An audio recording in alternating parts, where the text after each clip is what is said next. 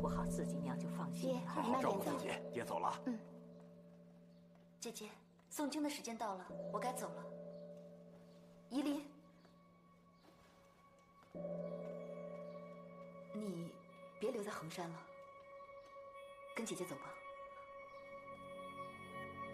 不行，师父对我有恩，我不想走。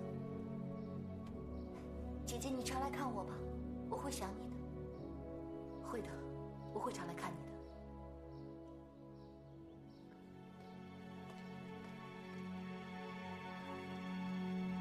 这么多年没见了，看到我应该高兴才是，怎么反而郁郁寡欢？小师父，阿弥陀佛，施主有什么事吗？我是夷陵的家人，我们很多年没见了，今日重逢，但不知道为什么，我觉得夷陵他好像不开心，不知道小师父可知道原因？依林师妹原本就挺腼腆的，可是从衡阳回来之后，她就变得更郁郁寡欢，心不在焉了。从衡阳回来，你是为了令狐冲那小子？据我所知，依林师妹不开心，好像跟那个田伯光有什么关系？田伯光关他什么事啊？我是说，不知道小师父是否愿意告诉我这事情的来龙去脉？久闻王妃美若天仙，田伯光仰慕已久，今晚特来稻香窃玉，希望能一亲相泽。哼，这个田伯光竟敢对本宫无礼，我要让他来得去不得。来人呐！陆三在，你把这里里3层外3层都给我围起来，连只苍蝇都不许放进来。是。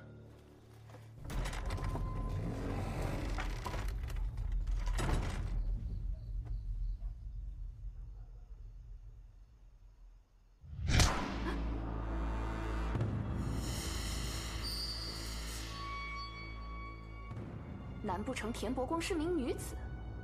当然不是。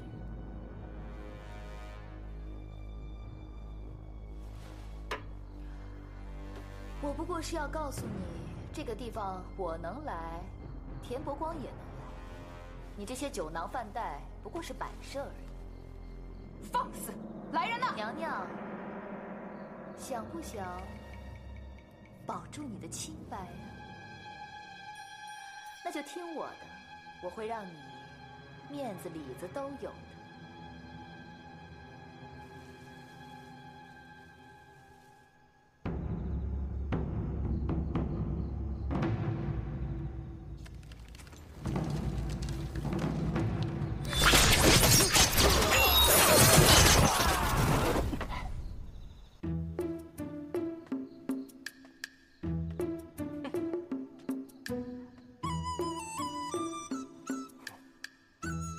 就这么几个人，还想阻拦我？哼！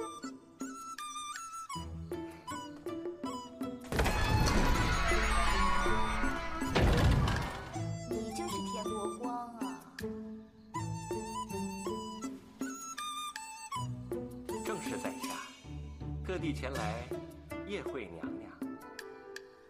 我说你这个人呢，真是色胆包天，哪儿都敢去啊！胆子要是不大，怎么能采到花呢？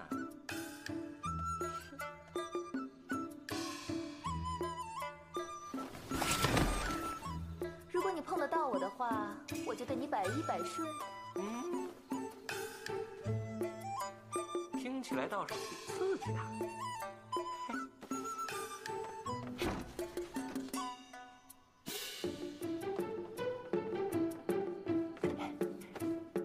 娘娘，被我追上了吗？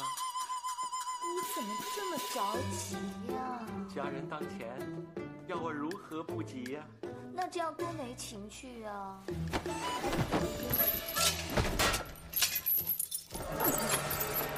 这是什么地方啊？这里是净室房，你又那么想要跟我在一起，我当然要给你铲上几刀。让你来当我的贴身太监。美人，我只是想和你春宵一刻，我可不想做你的太监。那来不及了。你到底是什么人？我问你，衡山派的夷陵小师傅，你可记得吗？哎，我声明啊，我对那小尼姑可是秋毫未犯。哎，你要是不相信我，我也没有办法。反正我已经被你抓到了，要杀要剐，悉听尊便。可是这太监，我是不想做的。知道你对他是秋毫未犯，否则我要你做的就不是太监，而是断头鬼。当日在回雁楼，你和令狐冲做斗打赌，可还清楚？好，我认。我田伯光言出必行，要杀要剐，悉听尊便。我说你这人呢，也不是一无可取。好吧，做太监这个事情可以暂时缓缓，但是我要你帮我做一件事。美人，你可要搞清楚，我欠的是小尼姑和令狐冲的，我可没欠你的。要想让我为你办事，休想。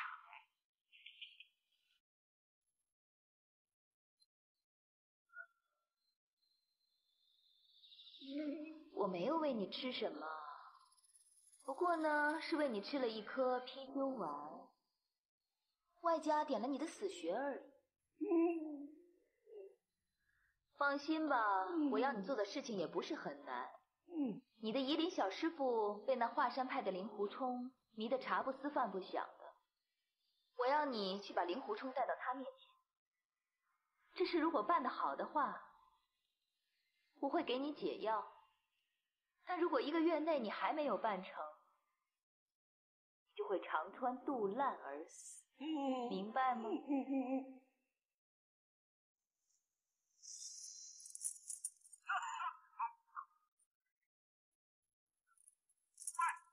先放了我呀！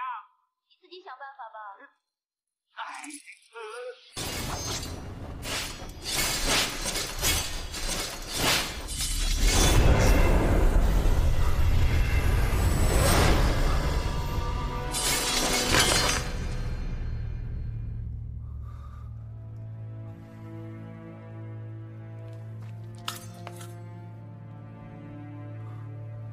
这5岳剑派的明招都博大精深，可是为什么被人家那么简单的一招就破了呢？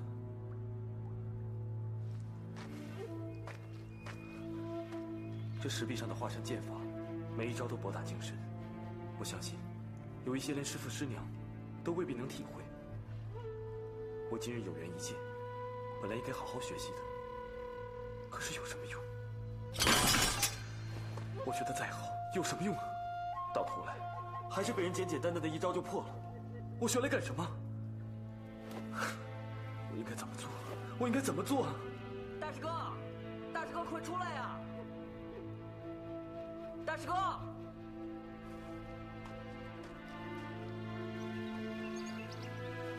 徒儿拜见师父师娘。起来吧。是。冲儿，我和你师娘刚得到消息，最近田伯光又来到了长安城，而且还犯了好几宗大案子。岂有此理！这个田伯光真的不把我们华山放在眼里。师父，要不然我们就怎么样？师父师娘的身份何等尊贵，根本不值得为那个流氓玷污宝剑的。只可惜徒儿学艺不精，不是他的对手，而且有戴罪在身，不能离开思过崖去抓他，否则那个家伙一定不能那么通情不计的。如果你真有信心把他杀死的话，我可以准许你下山，让你戴罪立功。真的？不过，我得先考一考你这几个月的武功进展如何。哦，冲儿，那你就把你所学的武功全都使出来吧。是。大友，师傅，把你的宝剑给你大师兄用用。是师傅。大师哥。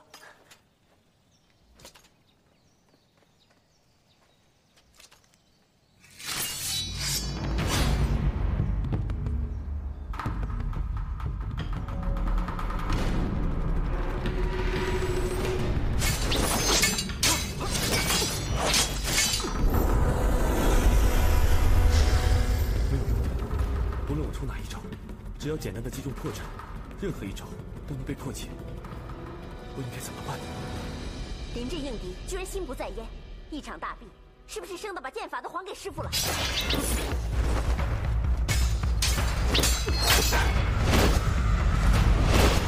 这招也不行，没用的。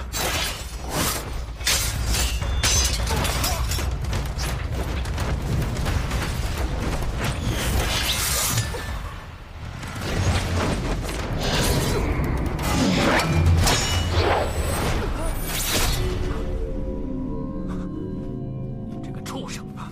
弟子该死！这半年来，你究竟练了什么样的武功？弟子没有练什么武功啊！还说没有？刚才你对付师娘那几招呢？是弟子一时情急，一个不小心使出来的。一不小心使出来的。你知不知道你已经走进魔道了？师兄，冲儿的资质太过聪明，这半年来他自行练功，难免走上邪道。不过现在迷途尚远，及时纠正尚也非凡。冲儿，有很多原因你有所不知，你先起来。谢谢师娘。你们大家都给我听着！25年前，我们华山派本来是分正邪两派。师傅，我们华山派的功夫不就是华山派的功夫吗？怎么还分正邪呀？以前没听说过呀。师傅，那我们所学的一切都是正派了？那是当然了。难道明明知道是旁门左道的功夫，还会去练吗？只是左道的那一支认为自己才是正宗，说咱们这一支才是左道。但日子一久，正邪自变，旁门左道那一支终究是烟消云散。25年来，早已不复存在于这个世上了。其实，所谓的旁门左道，也并非是真的邪魔歪道，那还是本门的功夫，只是练功的着重点不同。你们还记不记得最早练的华山武功是什么？入门之后，先传授运气口诀，由练气开始。不错，华山一派的武功，关键就在于一个气。气功一成，不论你是动拳脚也罢，用刀剑也好，都无往而不利，这才是本门练功的正途。可是，在本门的前辈当中，就有另一派人物，他们认为本门的武功的要点在剑，只要剑术一成，纵使内功平平，也能够克敌制胜。所以，正邪之间的分歧，主要便在于此。女儿有句话想说，不过你可别生气。你说吧。我想，本门的武功气固然重要，但是剑术也不能忽视啊。倘若只有气功厉害，剑术却不到家的话，那也显示不出本门武功的威风来啊。谁说剑术不要紧了？要点是主从不同，但到底是以气功为主。最好啊，就是气功、剑术两者都为主。然而，单凭你这句话便已进魔道，两者都是主，也就是说，两者都不是主了。当年，本门正邪之辩曾经闹得沸沸扬扬。如果这句话你在30年之前说出来，恐怕过不了半天，你就得身首异处了。说错一句话就要身首异处，那这也太霸道了吧！当年本门剑宗、气宗之争，胜败未决。如果这句话你公然说出来了，气宗固然会杀了你，而剑宗也会杀了你。你说两者并重，不分宣旨，那气宗则会说你抬高了剑宗的身份，而剑宗更会说你是混淆纲目，大逆不道啊！其实，谁对谁错有什么好争论的？拉出来一比试，不就知道了吗？30多年前，咱们气宗是少数啊，练剑宗的师伯师叔占了绝大多数。再说，练剑宗的易于速成，见效极快，大家各练个10年，那肯定是剑宗占上风。但练到20年，也是各擅所长，不分上下。不过，等到20年之后，练气宗的就会慢慢的变得越来越强。再等到30年之后，练剑宗的就再也无法与气宗相之比拟了。你们大家想想，这20年当中，双方争斗之激烈，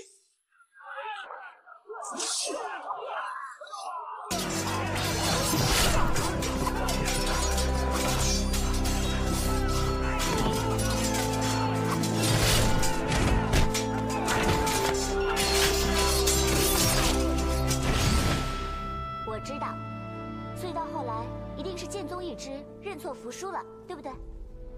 可是他们却死硬到底，绝不认输。虽然在玉女峰上大比剑时一败涂地，可大多数人都横剑自尽，就算不死的，则悄然归隐，从此不在武林中露面。哦，大家都是同门师兄弟，比剑的输赢有什么了不起的呀？干嘛这么看不开呢？武学要旨的根本，怎么能是师兄之间比武过招的小事呢？当年派中师兄弟内讧，自相残杀，原本是同门的师兄弟就应该亲如骨肉，搞到最后你杀我，我杀你，残酷不堪。至今我想起在华山上人人自危的情景，还是让我心有余悸。你们大家都听清楚了，这可是本门的最大秘密，你们谁也不许向外泄露。弟子知道。重儿，师父，如果你继续往这条路走下去，不出3年，你必定是剑重于器。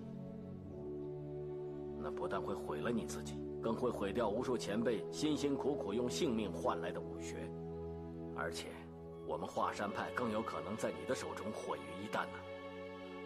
弟子知错了，愿受师父惩罚。你原是无心之过，所谓不知者无罪嘛。原想当年那些剑宗的师叔师伯们，也是本着一番好意，想要以绝顶的武学光耀门楣，只不过一经误入歧途，陷溺既深，到最后终将难以自拔。如果为师不给你当头棒喝的话，以你现在的资质性子，极容易走上剑宗那条抄近路、求速成的邪途。重儿，本来这次为师上山，是想把紫霞神功的内力传授给你，好让你下山把田伯光给杀了。但现在看来，这件事恐怕得暂且压后。往后的几个月内，你给我好好的修炼内功，把那些旁门左道的功夫全给忘了，知道吗？弟子遵命。你们大家都听着，当年玉女峰上大比剑，剑宗的师叔师伯们剑气千幻，剑招万变，但是你们的师祖就凭练得了紫霞神功，尽败剑宗的10余位高手，而奠定了本门正宗武学千载不拔的根基。今日为师的教诲，大家都得深思体会。本门的武功是以气为体，以剑为用，气为主，剑是从，气是刚，剑是木。练气倘若不成，就算剑术再强，终归是无用的。但是练气一成，摘叶飞花照样可以杀敌。旁人只道我们华山派是以剑术见长，那未免也太小看我们了。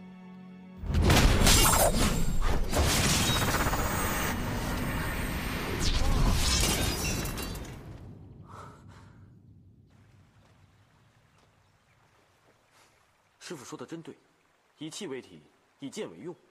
本门的功夫练到最深处，就算是飞花摘草，也可以伤到人。哼！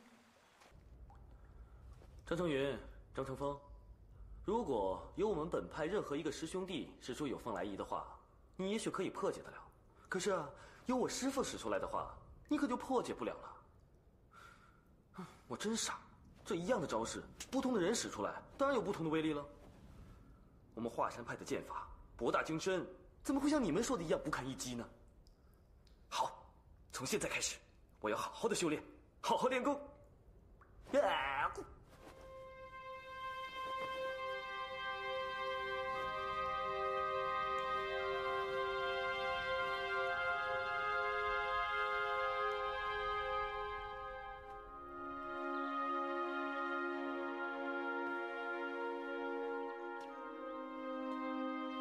看看，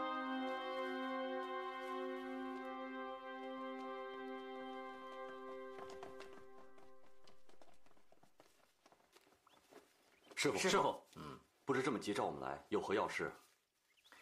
为师收到消息，近日恶贼田伯光在延安府一带四处作案，所以我和你们师父要立刻下山，希望可以诛杀那个恶贼。替武林除一大害。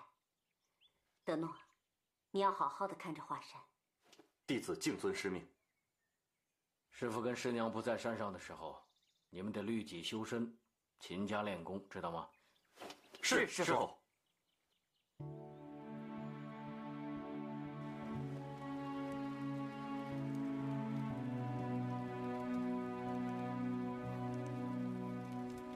这次多亏了师父及时阻止我，才不至于误入歧途，成为华山派的罪人。以后还是少进度吧，免得石壁上的图形困扰自己。田伯光。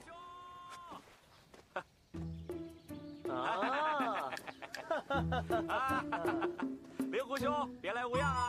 是啊，好久不见。托你的鸿福，我还没被逐出师门。令狐冲就是令狐冲，这么久不见，一点没变。看来你师父罚你在思过崖面壁，也改变不了你不羁的性格。我说田兄啊，你消息可真够灵通的。你怎么知道我在这儿？那是关心你嘛。想你在这华山顶上坐牢，这嘴里一定是淡出鸟来了。看看，小弟特从长安城的谪仙楼地窖之中取来2坛子130年的好酒，来和你喝个痛快。130年？田兄，你把这2坛子酒带上我们华山绝顶来，这人情可是大得很。先别说这么多了，我在这里闷得慌，喝酒先。好。哎，啊，怎么样？酒如何？绝世佳酿，世间罕有啊！那开玩笑，天下只此2坛，这份礼才显得贵重嘛。我说田兄啊，先不说你将这2坛佳酿从长安城带到我们华山来啊，是何等辛苦。就算你带2坛清水来，我令狐冲照样领情啊！真汉子，大英雄，我就喜欢你这一点。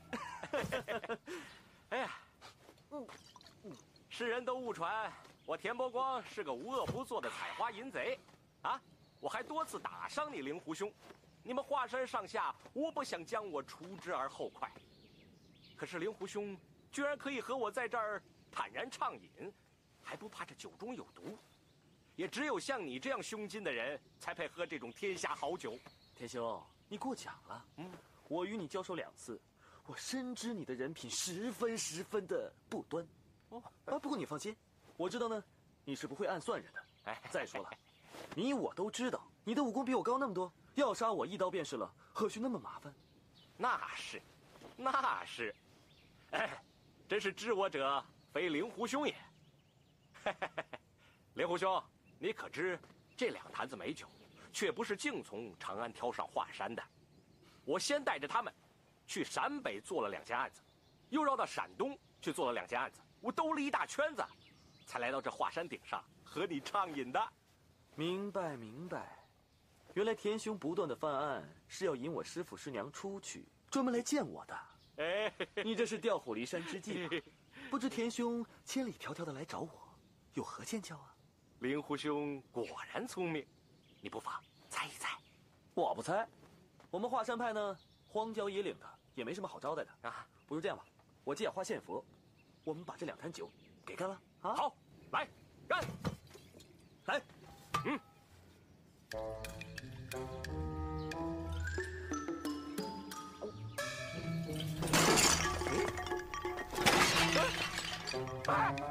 令狐冲，你这是？你田兄，现在酒喝完了，有件事情呢，我得跟你说清楚。其实我跟你呢，道不同不相为谋。你在江湖上作恶多端，全天下人皆知。我呢，愿意跟你对饮3杯，那是因为我看你落落大方，值得我欣赏。先不说呢，你拿这2坛美酒来贿赂我，就算你拿来全天下的金银珠宝，我也不会被你收买的。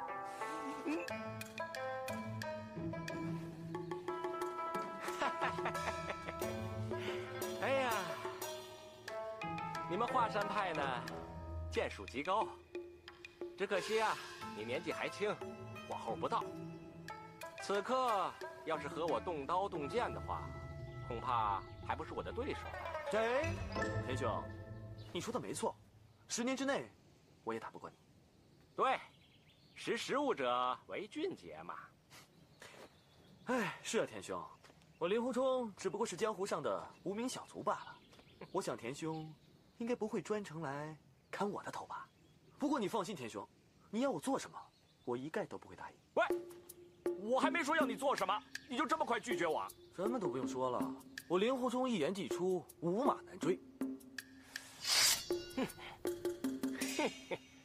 我就不信你的脖子比我的刀还硬。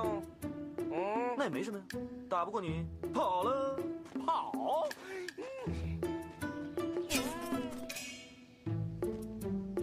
怎么，令狐冲，你是想找你师傅帮忙吗？怎么，你怕我师傅啊？不怕，我当然怕。如果你师傅来，我也学你跑。哎呀，只可惜你师傅现在是身在百里之外，他怎么回来救你呢？啊？如果你是想找你的那些师弟师妹帮忙的话，我看那就算了。这男的来呢，一定是枉死；这女的来吧，你知道，我最喜欢了。田兄啊，我劝你，我们华山派的女的就别想了。为什么？一个是我师娘，一个是我小师妹，你想怎么着？这样吧，我打也打不过你，跑也跑不过你，你想怎么样？随便你了。你怎么赖地上啊？你快起来，快起来！哎呀，令狐兄，千万别误会，我呢是有件事情请你帮忙。哎，这件事对你是有好处的，将来你说不定还要谢谢我啊！田兄啊，我这个人虽然不怎么地，不过我也不至于跟你同流合污吧？那当然，你令狐冲乃是名门正派，华山派君子剑的得意大弟子，又怎会和我这种江湖草莽同流合污呢？哼，早知今日，何必当初啊！你到底想说什么？快说吧！哼，莫非你贵人多忘事？当日在回雁楼，你我曾有同桌共饮之意。我还以为你想说什么呢。我这个人一向嗜酒如命，我跟很多人都喝过酒的，这有什么呢？还有，我们在群玉宴还有共嫖之雅。嫖你个妹呀！我身受重伤，在那边只是养伤而已，你何嫖之有啊？哟，你当时左手牵一个，右手搂一个，那还不算嫖？我警告你啊，你要说我嫖或怎样都可以，可是夷陵小师妹是个出家人，如果你再出言不逊的话，小心我对你不客气。哎，我知道你是要维护你们华山派的清誉。不过呢，你当日对那小师傅太过热情，当着人家师傅的面，啊，对人家上下其手，无所不为。哟，我田伯光还真是羡慕你艳福无边呐！无什么边呢？别乱说了。这件事啊，你也不必抵赖。如果不是你当日对人家小师傅无礼，那小师傅现在也不会对你日思夜想。哎，我明白了。你明白了？你明白了？真明白了。哎呦，原来啊，那2坛美酒是你的夷陵小师傅托付你特意给我送过来的吧？哎呀，这个夷陵小师妹对我可真好啊！混账！令狐冲，你可别没良心呀！是，这次我来华山呢，的确，跟那小师傅有点关系。不过这2坛子美酒，却是我田伯光对你的一点心意。哎呀，师傅就师傅，有什么不好承认的？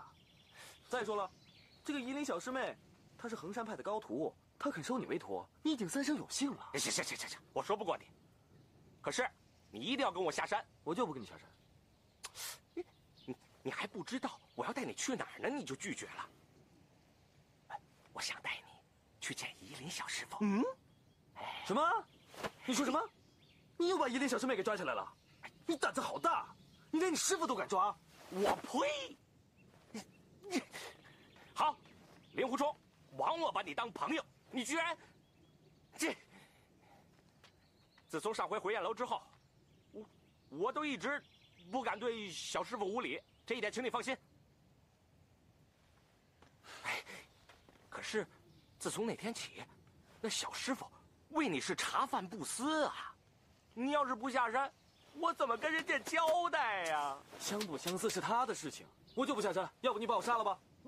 不，我是要你跟我下山，我又不是要你的命。我也只是不想下山，我也不想你要我的命啊。好，好，你根本跟我下山。想不到我灵狐柱居然要命丧四过崖了。来吧，来吧，来啊！算了，能认识你也算是三生有幸。这样吧，我们俩打个赌。赌什么？30招之内，如果田某输了的话，我立马拍屁股走人；如果我侥幸赢了的话，你就得乖乖的跟我下山，怎么样？怎么样？哟，华山派大弟子令狐冲不敢接我田伯光的快刀，连30招都不敢接，很丢人的。行了行了，别吵了别吵了，赌就赌谁怕谁啊！君子一言，驷马难追。五马，请。来吧。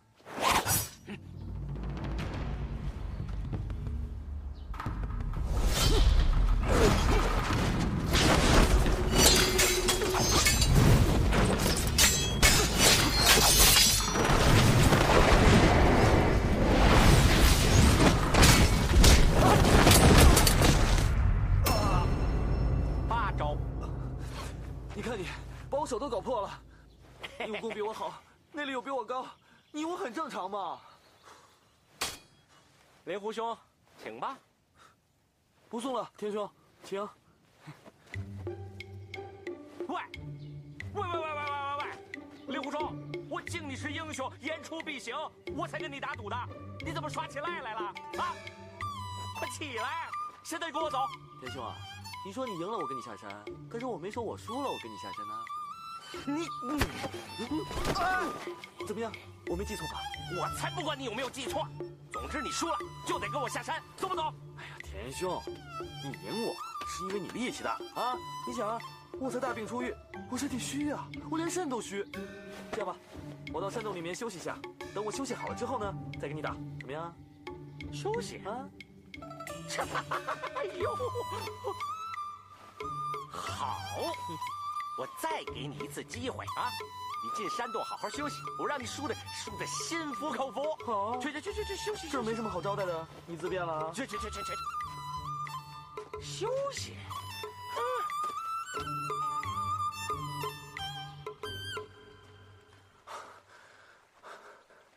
怎么办？这个田伯光和泰山派的天门道长打过，又和北岳衡山派的夷陵小师妹打过，我刚才又使出南岳剑派莫大先生的快剑，却也奈何不了他。怎么办啊？怎么办？不对，还有嵩山派。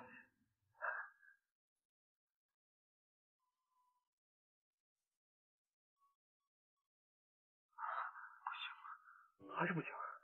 这么短的时间内，我就算学会了，也只是一招半式而已，我还是打不赢他。怎么办呢？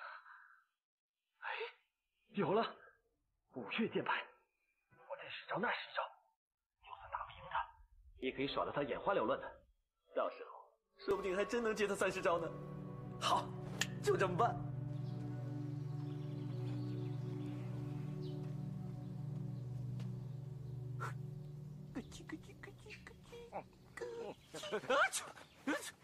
让你久等，真是抱歉啊。令狐兄，那你休息的好不好啊？快，我们赶紧打，打完了我们赶紧下山啊！我现在是又困又饿又累。哎呀，怎么啦？啊？何以唉声叹气啊？我在想啊，日后我们在山下见面，一定是以死相拼，很难有像今天的机会一样彼此切磋武艺啊。令狐兄，田某早就说过，能结交你这个朋友，总算是此生无憾。令狐兄，请。又怎么啦？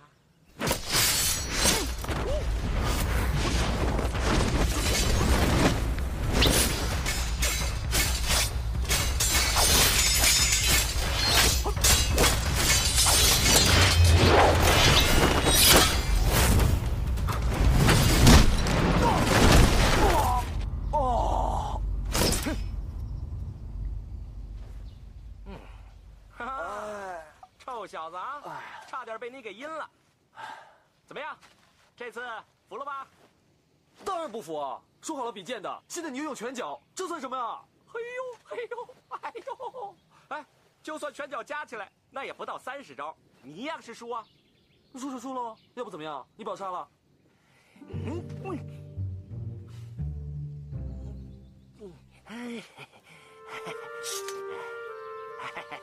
来，灵狐兄弟，地上脏啊！来。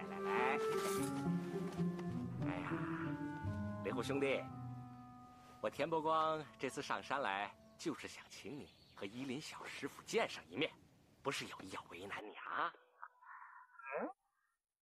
当初我让你拜依林小师妹为师傅的时候，你是千百个不愿意的。现在呢，你又千方百计的让我下山去见依林小师妹，怎么，对她动情了？啊，没那回事，那就是另有隐情了。哎，实话跟你说了吧，总之是我田伯光倒霉，我被人点了死穴，中了奇毒。要是不能把你弄下山的话，1个月之内就会毒发身亡而死。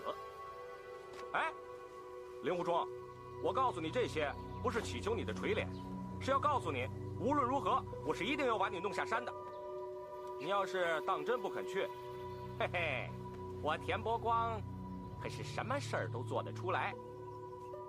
反正江湖上传我是无恶不作，我现在在这生死关头更是毫无顾忌。哦，田兄，说的我都开始有点同情你了，是不是？虽然我不知道是哪一位高手这样的恶作剧，给田兄出这样的难题。我虽然不知道你身上中的什么毒，但是我知道再重的毒呢，都有办法可以解。那你为什么非要在我身上打主意呢？点穴下毒的人，那也不必提了。要想解此死穴奇毒，除了那个下手之人，就剩下那个什么杀人名医平一指了。不过我相信，他肯定是不会帮我解救的。那你就跪下来求他呀，要不然拿刀相逼，他肯定会救你的。哎呀，臭小子啊！你还有心情说风凉话啊？总而言之，我田伯光固然是活不成，你也休想平安大吉。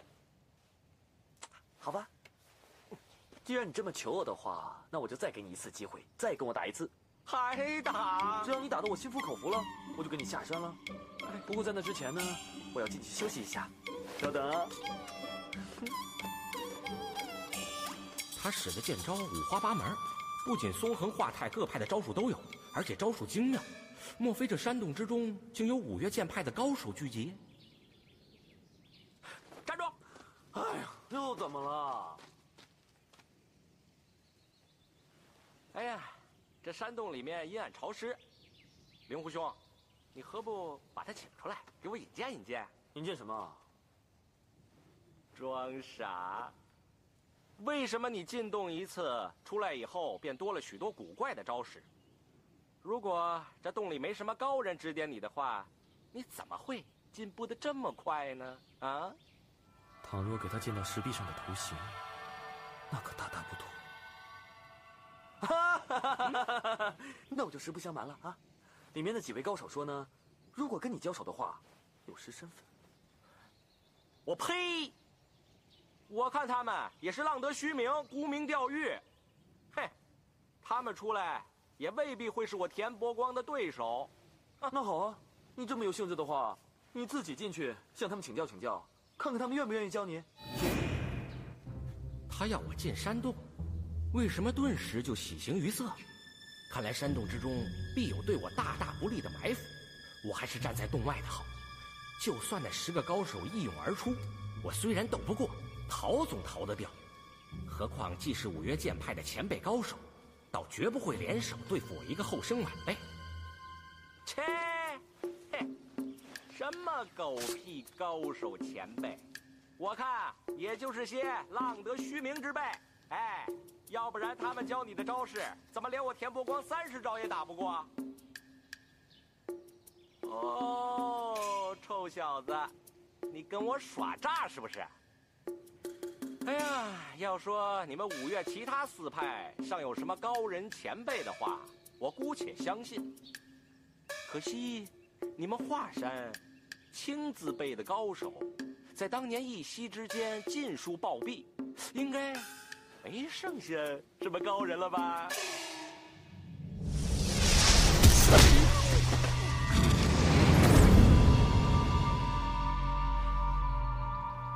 谁说华山派青字辈的人都死光了？我就教他几招，难道还收拾不了你这个小子？哎，令狐兄，这位是？我也正想问呢，这位是？哎呦，我想起来了，据说当年华山瘟疫，有一位风清扬老前辈，当时不在山上，躲过了一场浩劫。莫非您就是风清扬风老前辈？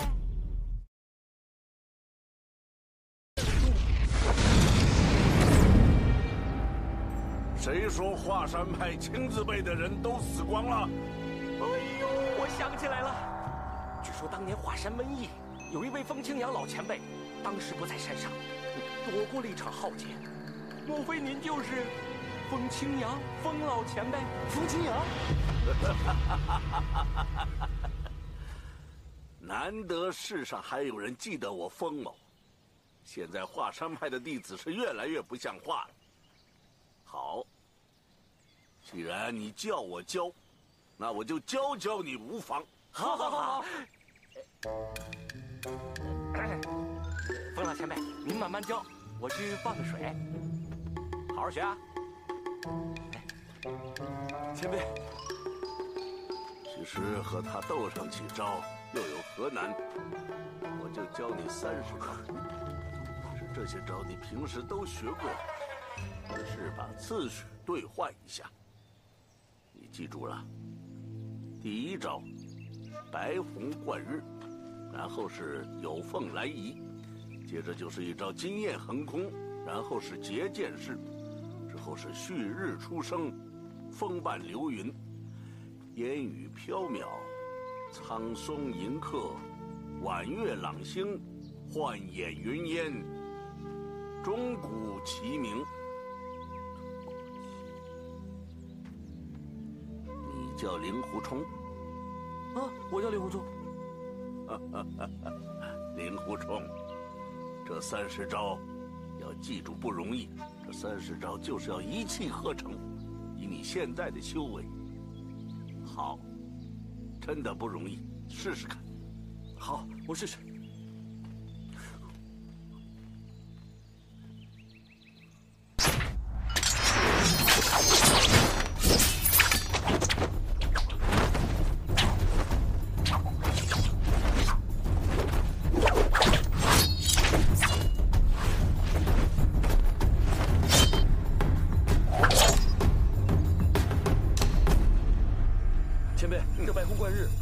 这2招接不上，格格不入啊！简直是蠢材，蠢材！难怪你是岳不群的弟子。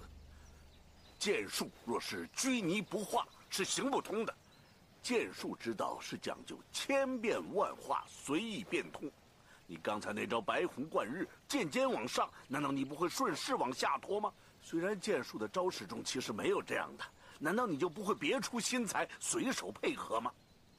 对呀，前辈，我怎么没想到呢？多谢前辈指点。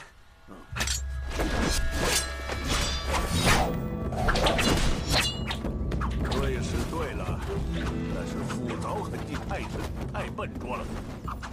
高手过招当然不行，但是对付这个小子应该可以了。去试试看。是，前辈。田兄，请。请什么请？我们已经打了好几个回合了，胜负已分，不用再打了。那你不打算了？你下山吧，不送。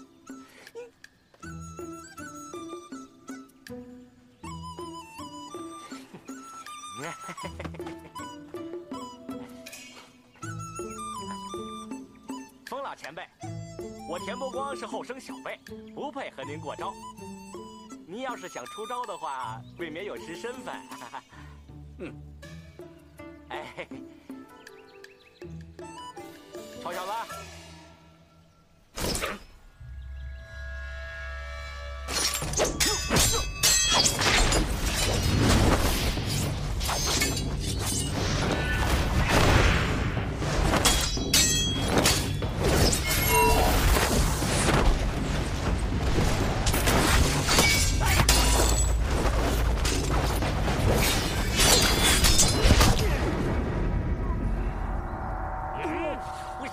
我下山。我不跟你下山，我跟你打100回合，是你输给我的。我不管你100招200招，反正你输了就跟我下山。我将不跟你下山，你输了就得跟我下山。我跟你妹下山，你妹！嘿，蠢材，手指就是剑呐！你那招金玉满堂，一定要用剑才行嘛！嘿。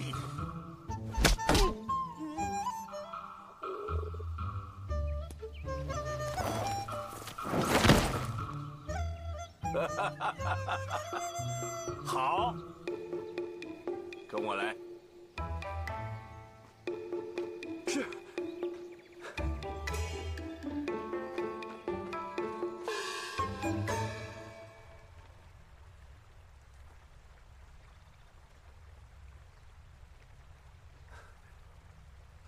徒孙拜见太师叔，多谢太师叔指点。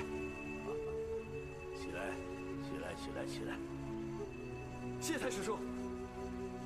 怎么，现在还觉得我招摇撞骗吗？徒孙不敢，不过徒孙可以亲眼看见太师叔，真是三生有幸啊！哎，太师叔，你肚子饿不？你肚子饿的话，我去拿些干粮给你吃啊！啊，不用。哎呀，好久没有晒太阳了。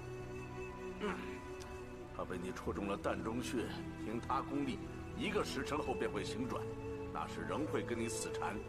你再将他打败，他便只好乖乖的下山去了。你制服他以后，须得逼他发下毒誓，关于我的事，绝不可泄露1字半句。徒孙明白。不过太师叔，这个徒孙刚才取胜，不过是出其不意，只是侥幸而已。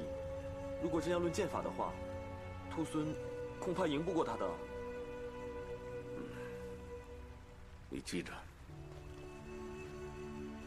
你是岳不群的弟子，我本不想传你武功，但我当年曾立下毒誓，有生之年，绝不再与人当真动手。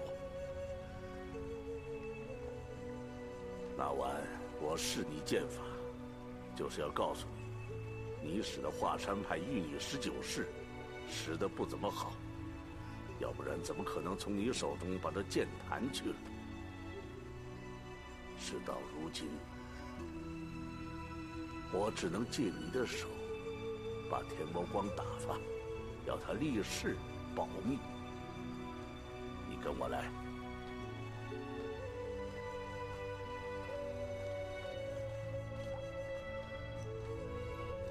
你看，壁上这些华山派剑法的图形，你大都已经看过记熟，只是使将出来，却全不是那一回事。哎，岳不群那小子当真是狗屁不通啊！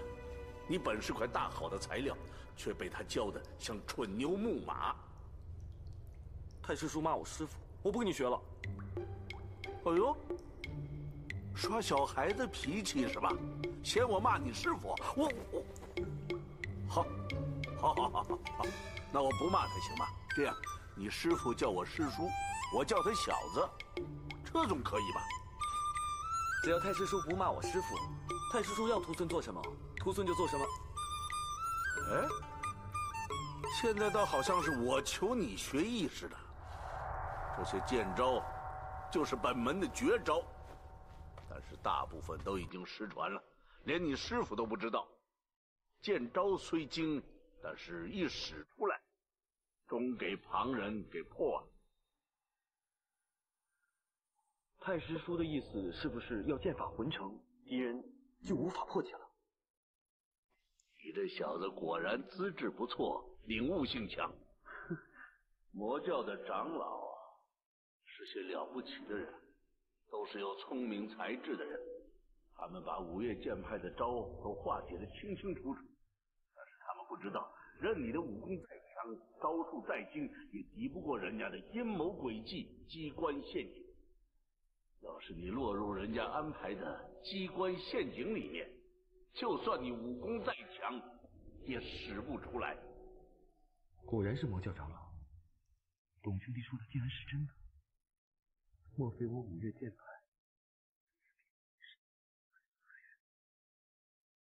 不知道多少年。令狐冲，不用。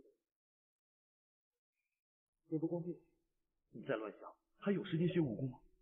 以武功而论，佛教长老们也不是已窥上乘武功之门，他们不知道招数是死的，使招那个人是活的，死招可以破，活招要是他们碰到，就会缚手缚脚，任人宰割。千万要记得一个“活”字。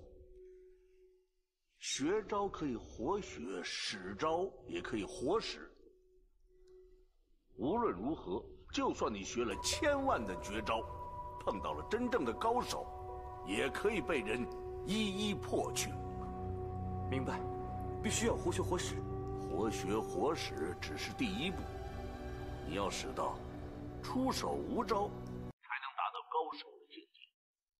刚刚你说各招魂活，敌人无可解破，只是说对了一小半。要做到无可解破，不是魂成，是无招。你是魂成各种招数，招与招之间就会有空隙，敌人就有戏可乘。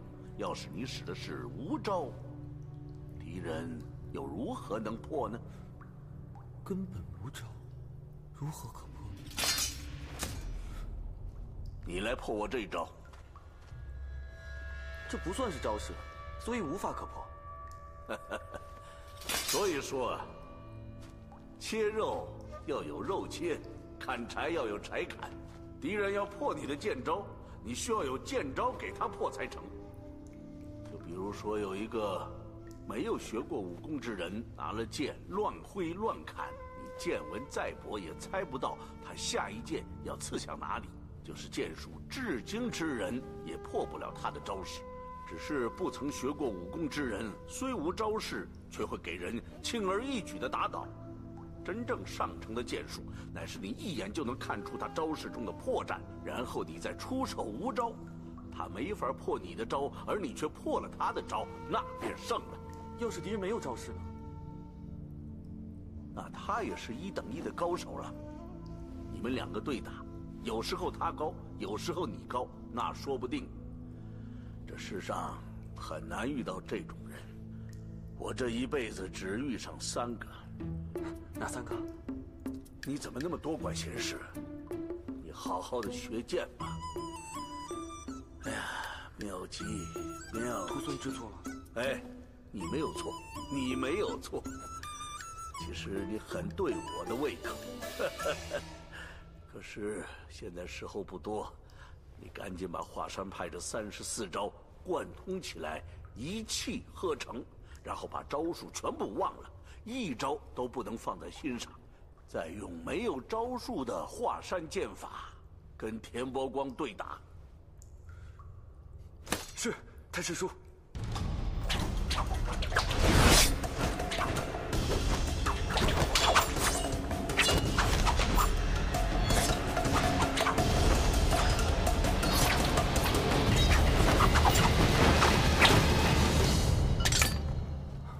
令狐兄，请你出来，咱们再比。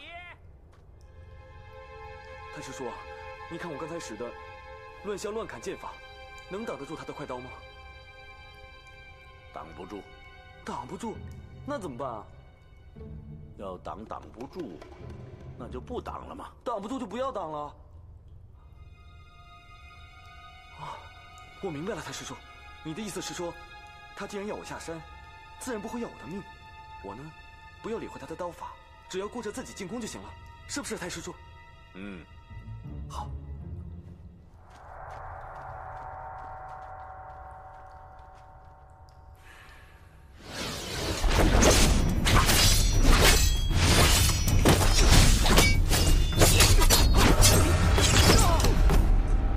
你当真以为我不敢砍死你？天兄，你看我手受伤了，都流血了。那又怎么样？我得休息1个晚上。这样吧，等我休息好了，明天陪你慢慢玩。小坐一下。哎呦！太师叔，这个家伙改变主意了，来真的了。我现在该怎么办？还好，你拖延他1天半晚。我看你今天晚上不能睡了。我们就用这1个晚上，我教你3招剑法。看样子你很聪明，但是不知道你是真聪明还是假聪明。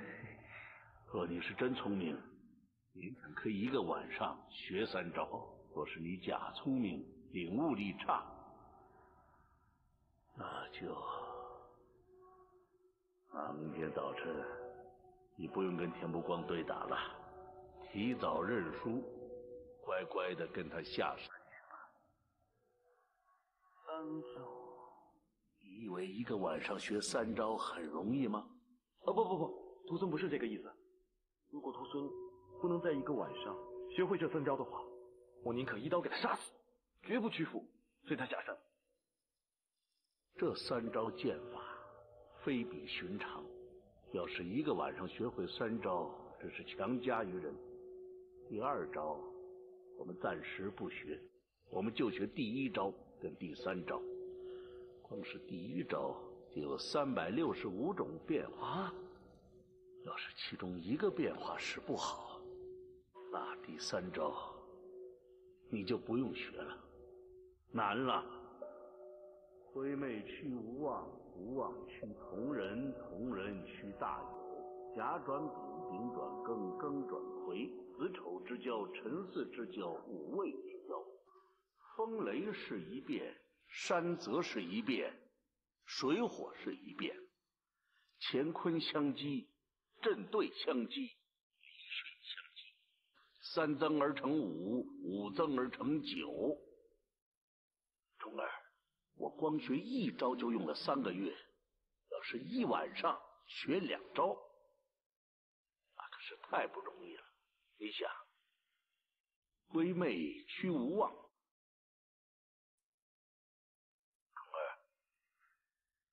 听到我讲什么了吗？太师叔说归妹驱无望，无望驱同人，同人驱大有。后面呢？甲转丙，丙转庚，庚转癸，子丑之交，辰巳之交，午未之交。风雷是一变，山泽是一变，水火是一变，乾坤相击，震兑相击，离巽相击，3增而成5，5增而成9，对吧，太师叔？这独孤九剑的口诀，你学过吗？徒孙没学过。徒孙也不知道这叫独孤九剑啊！你没学过，那怎么会背？太师叔刚这样念的。你记性这么好，那就有办法了。你听着，独孤九剑的第1招总诀式有种种变化，用以提演这篇总诀，线下且不盲学。第2招是破剑式，用以破解普天下各门各派的剑法，线下也不盲学。第3招破刀式，用以破解单刀、双刀、柳叶刀、鬼头刀、大砍刀、斩马刀。田伯光使的是单刀中的快刀法，今晚只学专门对付他刀法的这一部分。哇，这独孤九剑如此精妙，徒孙还真是闻所未闻啊！这第3招就是以轻御重，以快制慢。田伯光的快刀已经是很快了，但是你要比他更快。你现在年少，比他快很容易，但是胜负就很难预料了。至于我这老头子又要比他快，那就很困难了。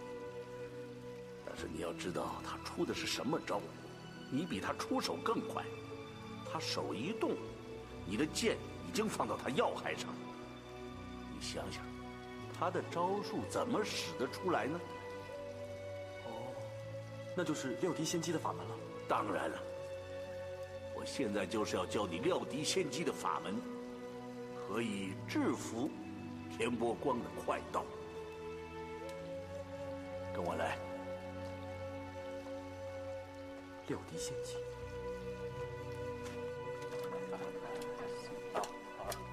来，老板结账。好嘞，慢走啊，2位。2位再加点点心啊，不用。 2位客官是吃饭呢，还是住店？掌柜的，向你打听个人，这2天可有一位姓丁的住在这里啊？哦，在外面那间。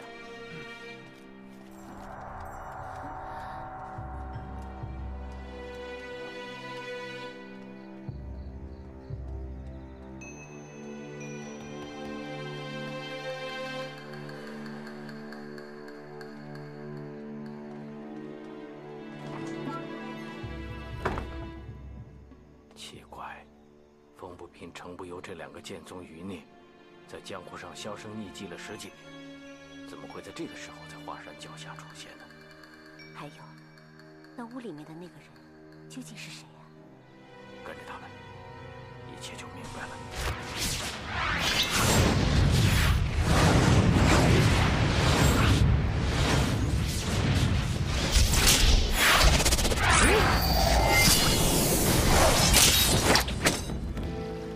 怎么样，太师叔？我想的怎么样？只是时间太匆促了，你已经学得不错了。多谢太师叔。哎，太师叔，徒孙有一事不明，为何这剑法的种种变化，皆是进手招数，只攻不守？独孤九剑有进无退，每一招都是进攻，你的敌人只能退守，自己就不用去守了。创这套剑法的老前辈叫做独孤求败。你想想，他的名字叫求败，穷一生，求一败而不得。他是这剑法天下无敌，又何必要去守？要是有人让他回剑去守，他自然会心花怒放，喜不自胜了。这位前辈仗剑江湖，无敌于天下，连找个能接他一招的对手都难，委实令人可敬可佩。等田伯公一走，我定要求太师叔教我这门剑法。令狐兄，天亮了，睡醒了没有？快出来啊！你出去跟田伯光对打，让他踢下华山。是，太师叔。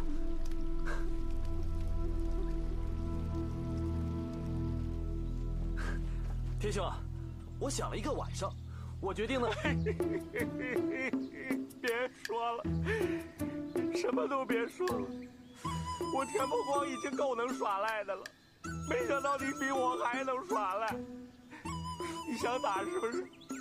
好，我陪你打个够。好，天兄，你别哭了，你再哭我也跟着哭了。我陪你打，我陪你打好吗？好，别哭了啊！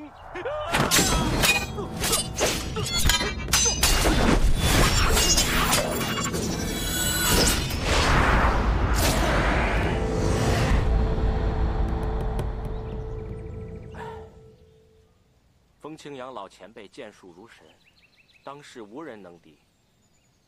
臭小子，恐怕今后我是赢不了你喽。哼，算了，田兄，之前你有好多机会都可以把我给杀了，可是你没有那么做。这一次啊，就算我还给你的。哼。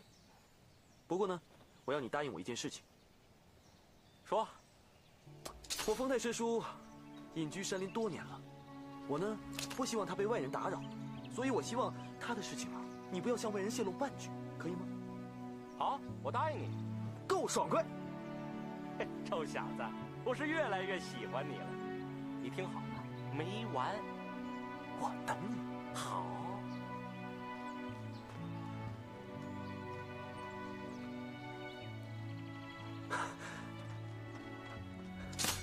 太师叔救我一命，又传我上乘剑术，大恩大德，永生难忘。起来，起来，起来！谢太师叔。你离上乘剑法还差得远。太师叔，徒孙斗胆，想请太师叔把独孤九剑所有招数全部都传给我。你要学独孤九剑，将来不后悔？怎么会后悔呢？感情还来不及呢。好，那我就传你。独孤九剑要是不传你，几年以后这套上乘剑法将会失传。田伯光不会就此罢休，他一定会重来，即使重来，也会在半个月10天以后。到时候，你于武功胜过他，诡计阴谋也胜过他，那你就不用怕他了。我们时间还很充裕，我们从头学起，扎好根基。好，多谢太师叔指点。独孤九剑，第1总诀式，第2破剑，第3破刀，第4破剑。破剑。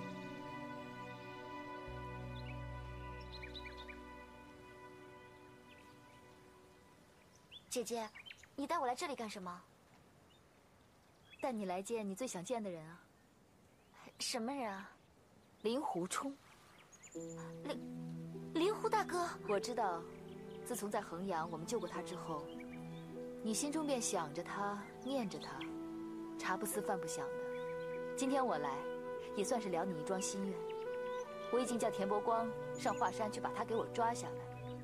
等他一到，你怎么不早告诉我？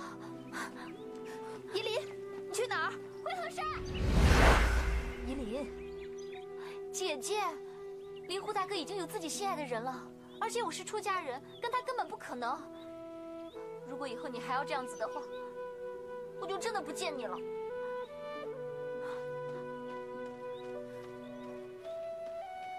依林呀，依林，你都不知道你有机会喜欢一个人，已经很幸福了。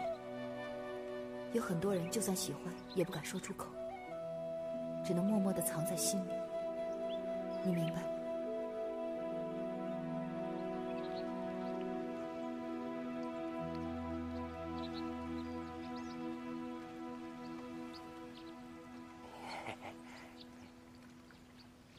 人呢？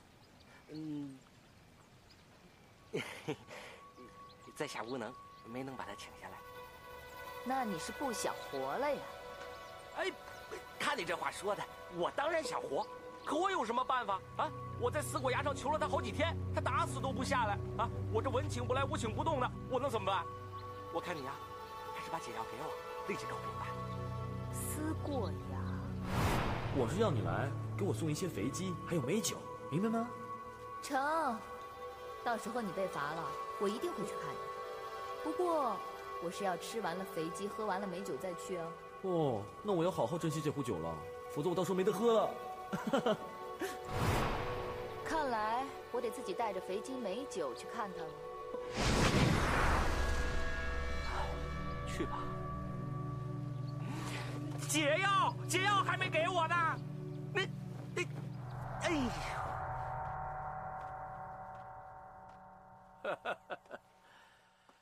年轻就是好啊，说学剑就拉着我老人家不睡觉，说睡觉，倒个头就打呼噜。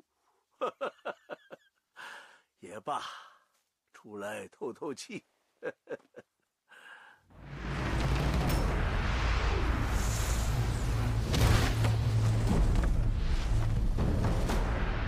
好俊的轻功，看来不是透透气，还要溜个圈。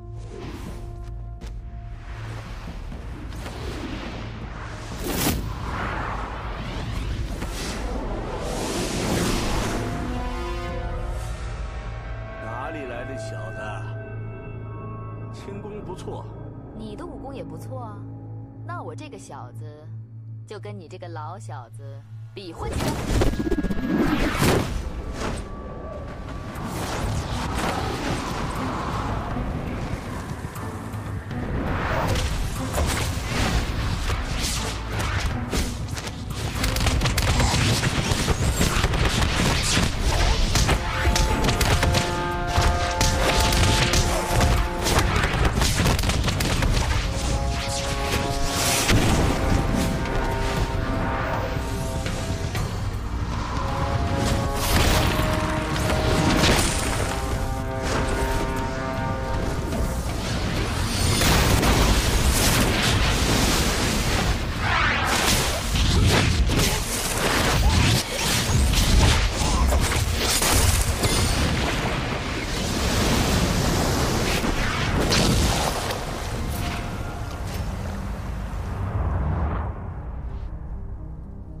小子，我已经封建多年，不想跟你动手，还是罢斗吧。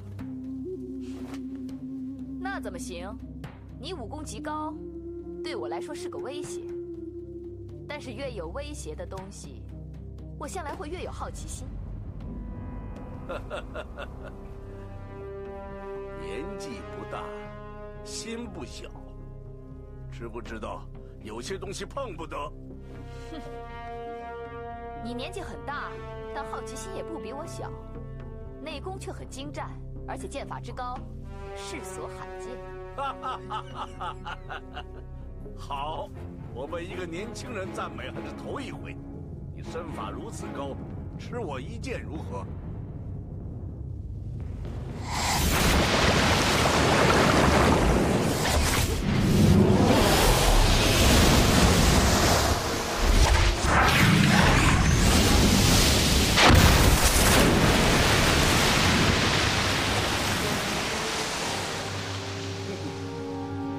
年纪轻轻，武功高，来华山有何企图？不会是跟老夫打架吧？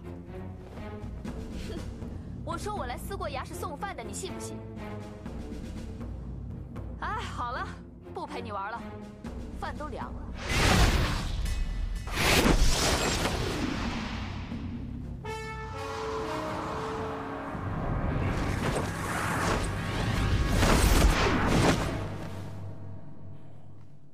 你的身法极其诡异。你究竟是什么来历？早跟你说了，我是来送饭的。令狐冲，你给我出来！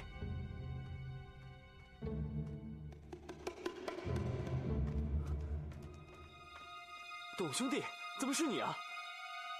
哎，太师说，他是屠村的朋友，曾经救过我的命。你怎么会来这里啊？我来履行我的约定啊！没想到你真的被关到思过崖来了。既然如此的话，我只好带着肥鸡美酒来犒赏你喽。不料一来到这里，就遇到这位精通剑术的老人家。哎，他是你太师叔啊？虫儿，果真是这样吗？不然还能怎样？饭菜都被你弄凉了，一会儿你不许吃啊！董兄弟，不许无礼！我太师叔是前辈高人，我不许你这样说话。算了算了，既然认识，那就无话好说。虫儿，他武功很高，小子，我没有胃口，你的饭菜我蹭不上。你们说话，我休息去。太师叔，屠村的朋友跟你开玩笑呢，你可别放在心上。那是当然了，我要睡觉。你太师叔倒是挺有趣的。你还敢说呢？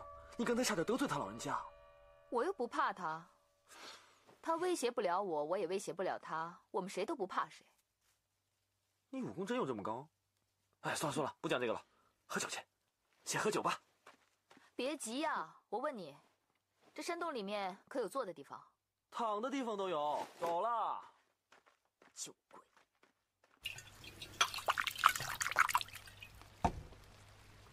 来，董兄，干一碗。来。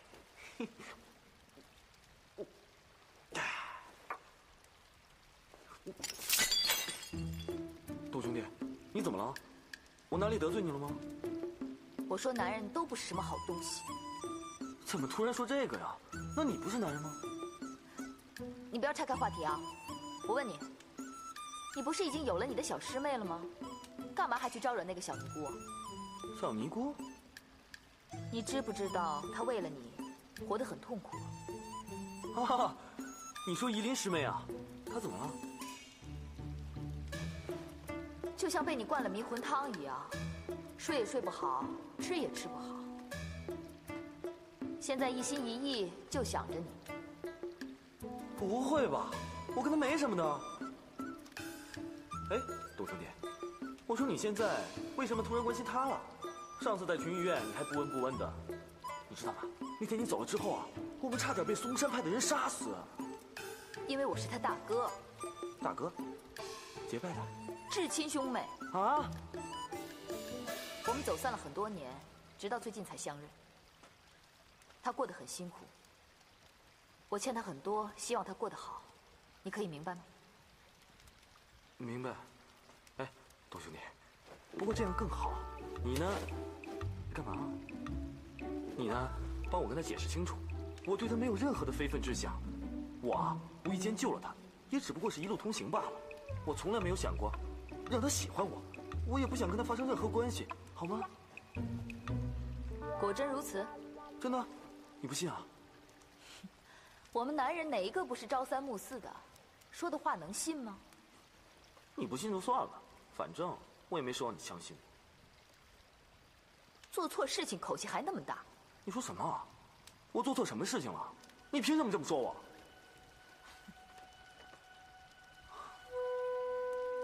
我喜欢我的小师妹，可是她现在有了林师弟，我能怎么办？我只能默默的承受。好了，你现在跟我说这个夷陵师妹她喜欢我，她喜欢我又怎么样？她喜欢我，我就要喜欢她吗？为什么我自己的事情就要默默承受，别人的事情都有别人帮她？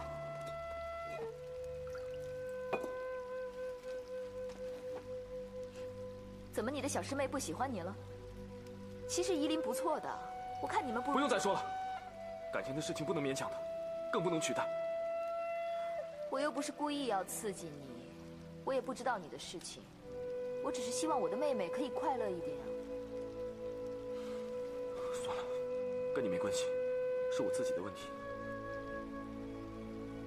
这样吧，等我面壁完之后，再陪你下山，跟夷陵说个清楚。我相信，他应该不是不讲情理的人吧？那你要面壁多久呢？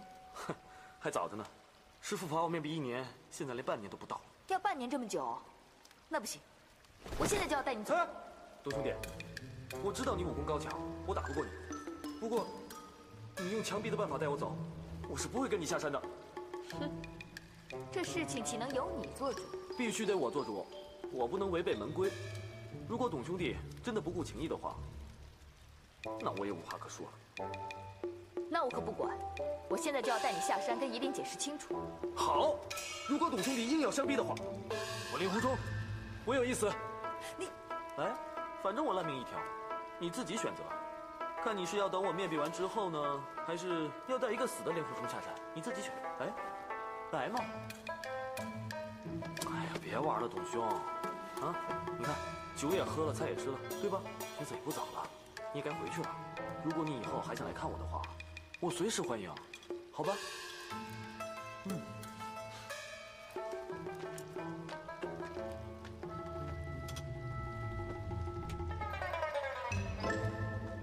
啊，董兄弟啊，你躺我床上做什么？那我不逼你了，你一日不下山，我就在这睡一日。董兄弟，你令狐冲一日不肯，董伯方为一睡。我给你选择吧，看你是要允许我睡在这儿呢，还是受不了自己下山。顺便说一句，这床太小了，你睡地板吧。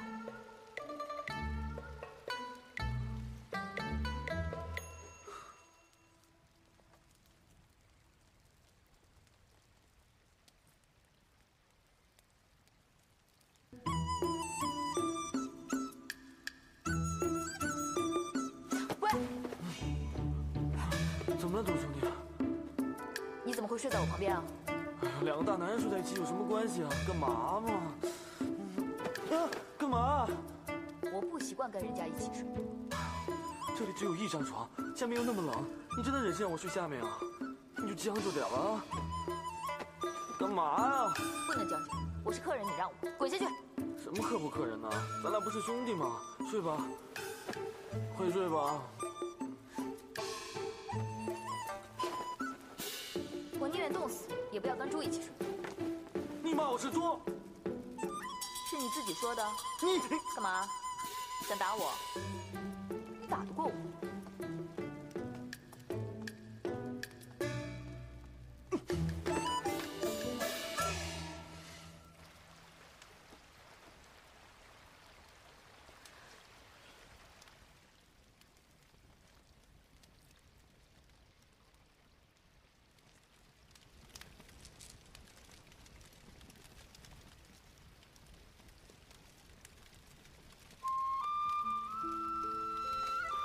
喂，吃点东西吧。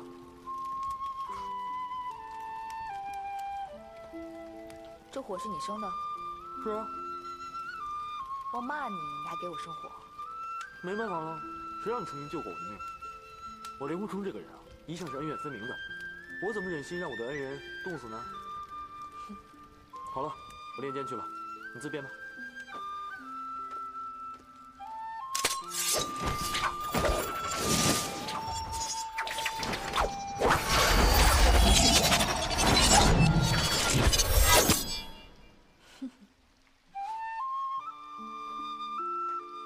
怎么了？哪里不对了？你这套剑法极为神妙，我刚看出了些门路。刚才你那几招，似衡山剑法，非衡山剑法；似华山剑法，但其中又夹杂了嵩山、泰山的剑招。如此出招，倒像是完全没有招式可言。哎，董兄果然眼光独到。我刚才确实是随意耍的，没有招式可言。可是啊，我还是抛不开一些固有的剑性。你这门剑路我虽然不熟，但以其妙处推想，应该是敌愈强则剑强。如果说敌人武功不高，那么你这剑术的精要处还是完全运用不上。如果说敌人武功高的话，才能够将你这剑术种种精微之奥妙，完全发挥得淋漓尽致。董兄说的没错，可是在这里又没有人跟我过招，嘿嘿，除非董兄你肯让我给你微招啊？可以吗？看在你为我生火的份上，便宜你了。来。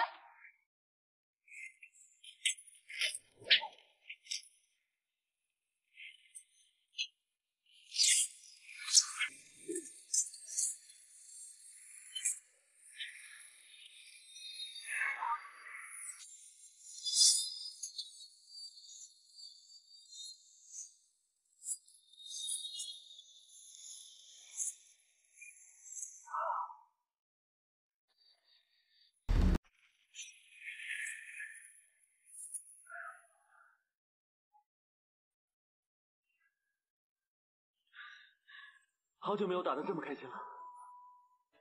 其实你这剑术本身极为厉害，若你勤加领悟的话，当能跻身第一流的高手。多谢你的夸奖了，董兄弟。不过什么？不过，就算到那个时候，你依然不是我的对手。你这剑法是你太师叔教的吧？什么表情啊？有什么好瞒的？我跟那老家伙斗了200余招，你这剑招的意思大不相同，不是他教的，那就是鬼来。董兄弟，我真想不到你的武功竟然如此高强。哎，不说了。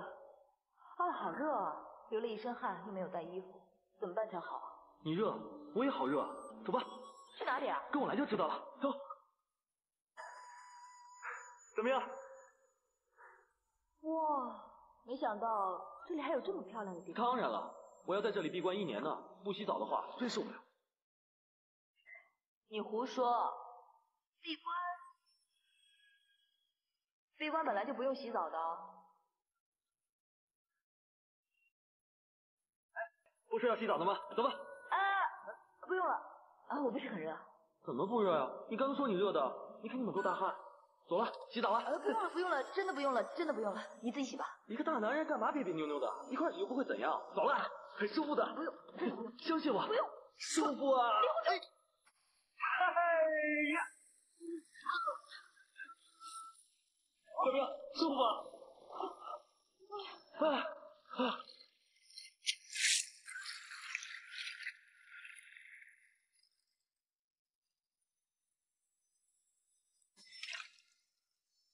你是女的？这个还看？你怎么不早告诉我？大师哥！糟了，我师弟给我来送吃的了。大师哥！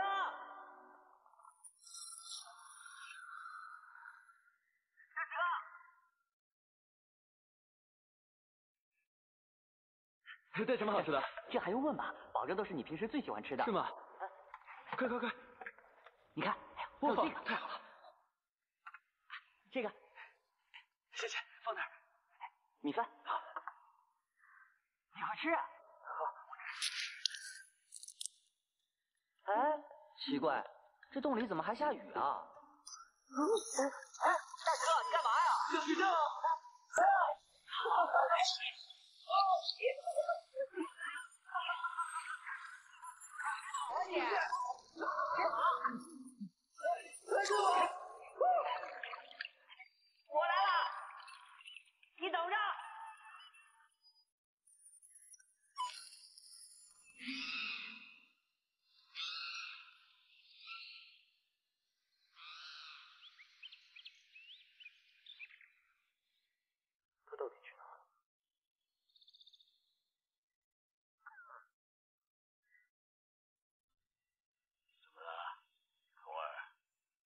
练剑呢？董兄弟不见了。他本来就不该在这里，现在回去了，你又何必担忧呢？不知道，也许是我多虑了吧。太师叔，要是他被师父发现了怎么办？我们华山派门规这么严，他被发现了是要被砍手砍脚的。你为他担心了？怎么会呢？我跟他只是萍水相逢而已。算了，不想那么多了。太师叔，指点我练剑吧。无心练剑等于没练。太师叔，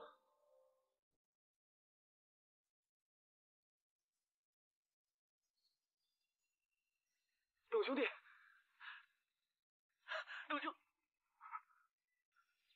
董姑娘，你去哪里了？把我给吓死了。是你被罚面壁，又不是我被罚面壁，我当然可以自由走动了。我问你，你是不是喜欢我的？我告诉你啊，你是不可以喜欢我的，要不然夷陵会难过的。我才不会喜欢你呢！我发誓，我再也不要喜欢一个人了，因为喜欢一个人很痛苦，有种连命都不要的感觉。好，那我们约定好，以后我们只做好朋友，永远都不要爱上对方，行吗？好啊，当然好了。哎，可是你到底叫什么名字啊？你真叫东方伯吗？我是一个姑娘，怎么会有那么雄伟的名字啊？那你叫什么？东方白。东方伯只是一个化名。东方白，好特别的名字。行了，你师弟把你当猪啊？我说他每天都给你送些什么食物啊？那，看我给你带来什么？哇，好香的鸡啊！可是这么香的鸡不配酒，好像有点可惜哦。知道你爱酒啊。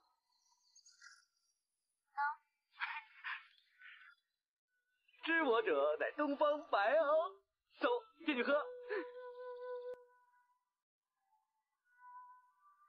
没想到你穿女装还很漂亮的。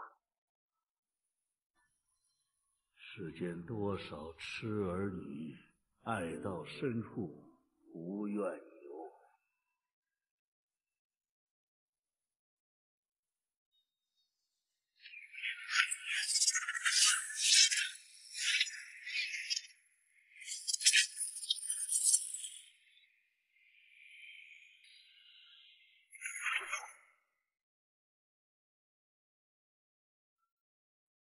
你的聪明和悟性，他日成就必定无可限量。不过此刻你虽学得了剑法，但毕竟还敌不了当世高手。好在你已经得到了门径，想要多胜少败，苦练20年，便可和天下英雄一较长短了。多谢太师叔成全。倘若这20年之内，徒孙可以通解独孤老前辈的独孤九剑的话，那就大喜所望了。起来吧。谢谢太师叔。独孤九剑的口诀都背熟了吗？都背熟了。现在背熟了，但怕以后会忘了。今天起，朝夕背诵。徒孙明白。好了好了，以后要用心练。太师叔要走了。太师叔，我本来住在后山，住了几十年。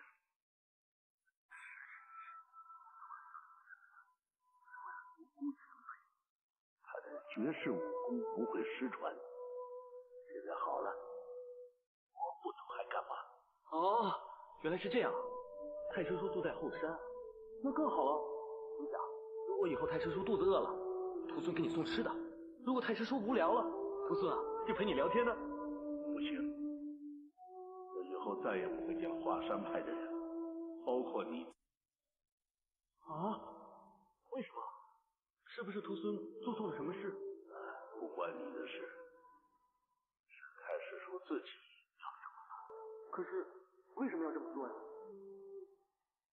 虫儿，我跟你既有缘，亦复投机。我暮年得有你这样一个家子弟，传我剑法，大畅老怀。有我这样一个太子叔，以后别来见我，也免我为难。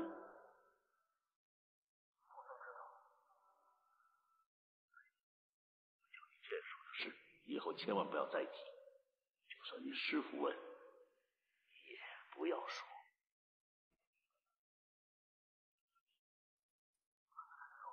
那位东方姑娘，她也知道了这件事情。她身世不明，高强，什么门派很难看得出来，但是她的身形有魔教的底子。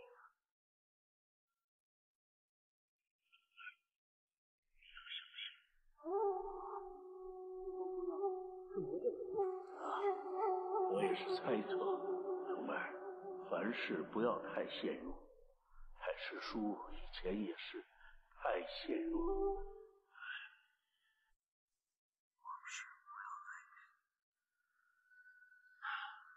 总之，你好自为之。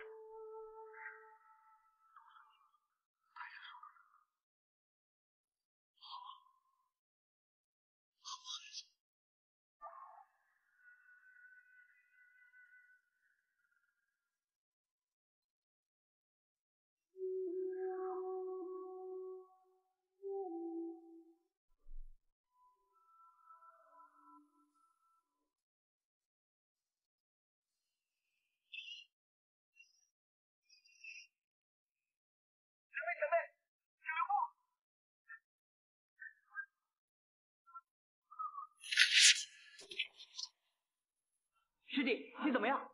看看。想不到岳不群的弟子功夫这么差。呸！岂有此理！竟敢擅闯我们华山重地！快，叫岳不群出来见我！呵呵，以两位的身份，自甘与小徒对招，哼，这般英雄了得，倘若传了出去，不怕被人耻笑吗？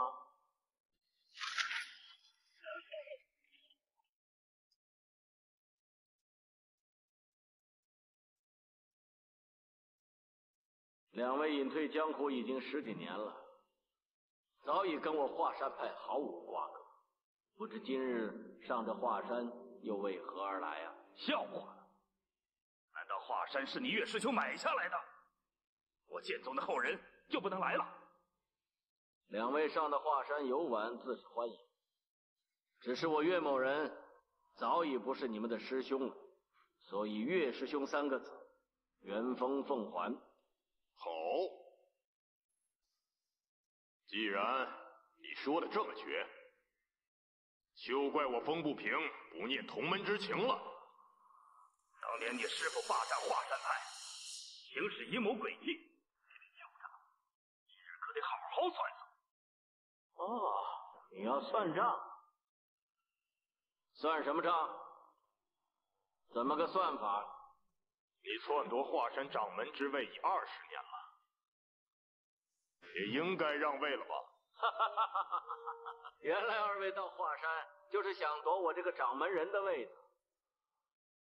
只是你们剑宗早已堕入魔道，如果华山派由你们剑宗的后人来掌管，那一定会贻害弟子，流毒无穷。一派胡言！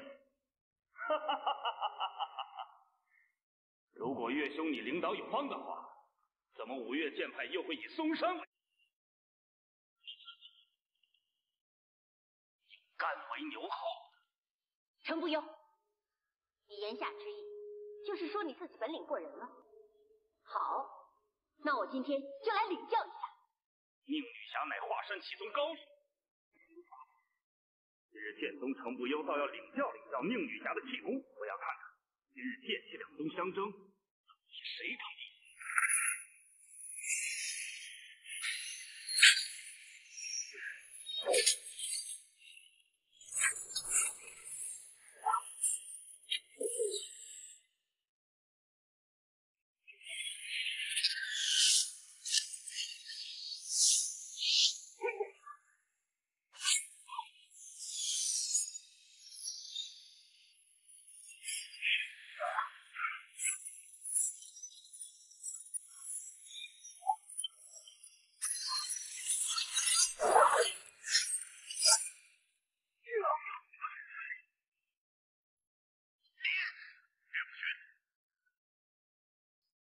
你的这手紫霞神功帅得很呐，可单凭这手气功，未必做得了华山门户。五岳剑派之一，自然是以练剑为主，一味的练气，那是步入魔道。你眼下执掌华山一派，这般走上歪路，那才是真正的误人子弟，流毒无穷。风不平，岳掌门，原来是丁师兄啊！丁师兄，你来的正好。这两位华山戏徒居然敢上山挑衅，让师兄让出掌门之位，你说好不好笑？丁某就是为此事而来的。那好，就请丁师兄主持公道吧。左盟主有令，华山掌门人一职由剑宗后人风不平接掌。岳掌门退位让贤。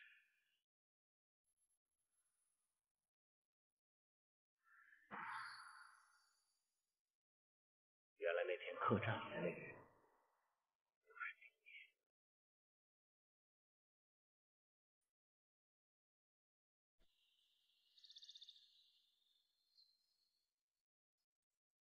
大师哥，大师哥，大事不妙，大事不妙了！什么事啊？师傅师娘回来了。师傅师娘回来那不很好吗？干嘛大惊小怪的？不是，事情是这样的，师傅师娘刚回来，就有几个人上山滋事生非，其中有2个人说是我们华山派的，但是师傅却不管他们叫师兄师弟。越听越糊涂。总而言之，言而总之，麻烦大了。师娘已经和他们动上手了。这还了得！大师哥，我们赶快去帮忙吧，要不然恐怕事情要糟了。走。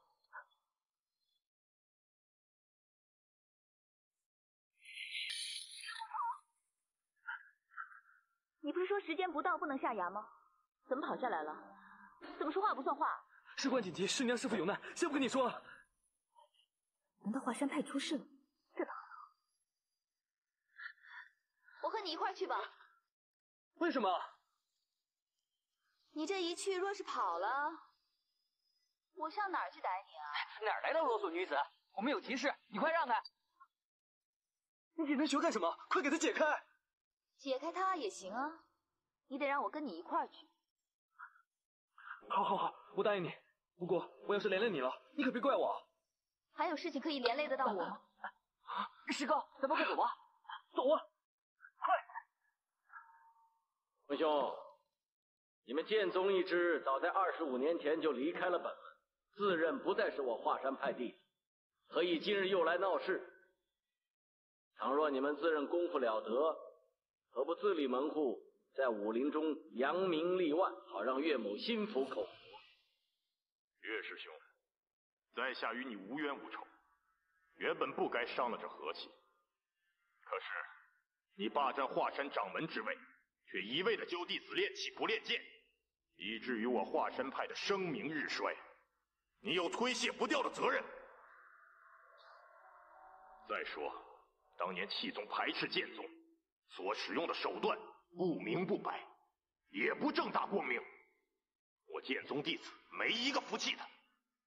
我们已忍了25年，25年！今天，你必须交出华山掌门之位。当年的剑宗气宗之争，早在玉女峰上比试，胜败既决，是非已分。当日比剑，胜败如何，又有谁曾看见？我们2个都是剑宗弟，我们就没看见。总而言之，你的掌门之位来得不清不楚。否则，左盟主身为5岳剑派之首，他怎么会颁下令旗让你让位？左盟主向来见识极明，依情依理，是绝不会让我华山派突然更易掌门的。难道这令旗是假的？你令旗虽然不假，但是令旗是个哑巴，不会说话。岳掌门，难道我丁冕也是哑巴吗？看来丁师兄今天是非要我交出掌门之位不可喽。在下只是遵照左盟主的命令行事。如果岳掌门要一意孤行的话，请恕在下无礼了。住手！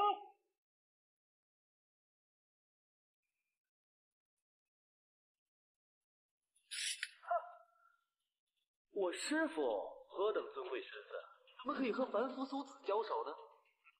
我以为是谁呢？原来是在衡山群玉院嫖妓素娼的华山大弟子啊！哎，你怎么知道我嫖妓素娼？你也去嫖了？你，红儿，我们华山派呢，在江湖上可是赫赫有名的，绝对不允许一些酒囊饭袋的华山弃徒。不好意思，一不小心呢，就说到了。岂有此理！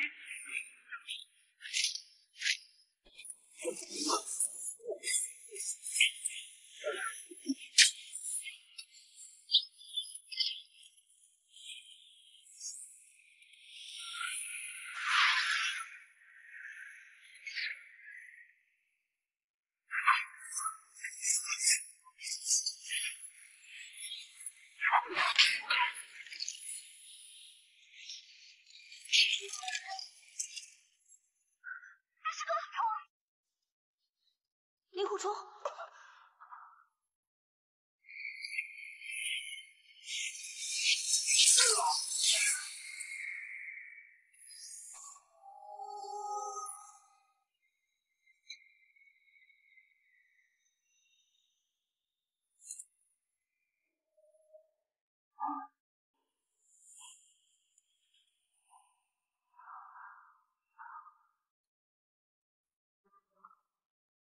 令狐冲，你没事吧？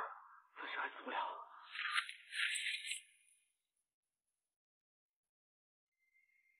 岳不群，你竟敢勾结这妖女，打死我师弟！这件事我一定会告诉左盟主的。我们走。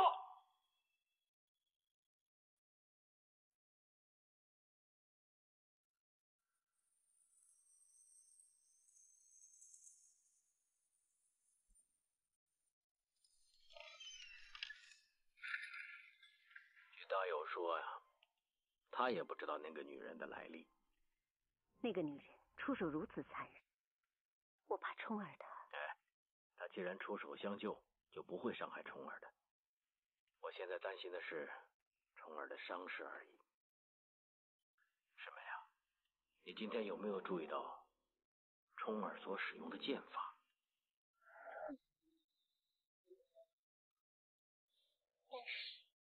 但不是我华山派的剑法。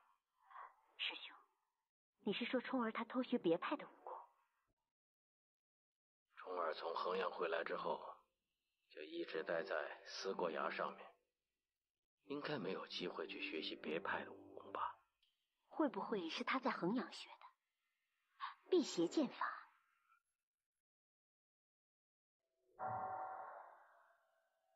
这件事真是扑朔迷离呀！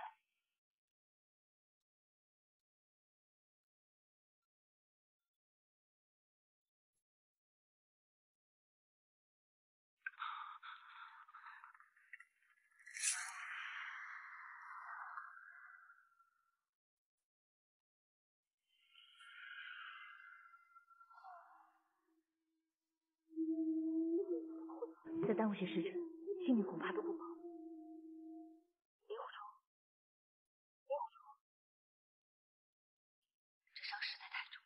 五脏和经络全部受损，身上位于右天心上，这可如何是好？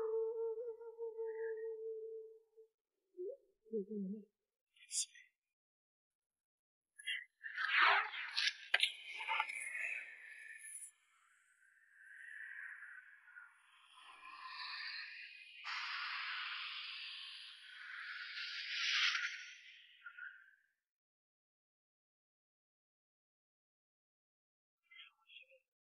曲阳也给他输过大半的内力，如今他重伤之躯，真气不能控制，这两道真气内力已与他体内的内力开始激斗，已经无法压制。我要再给他输送内力，必须要强过原来的两道。但这样一来，原本的两道真气就增加到了4道。若是以后再发作起来，那定要了他的性命。可如果我不给他输内力，他转眼即死。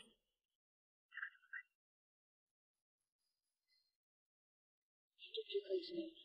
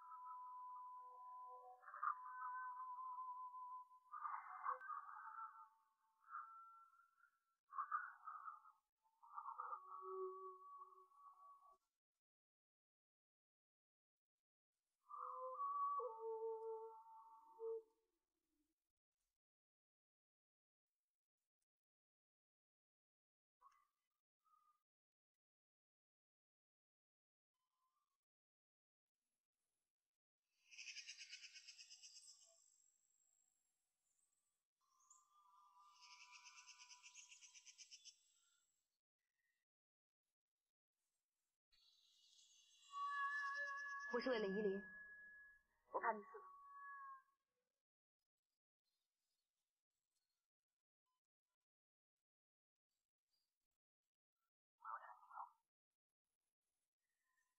能不能起来？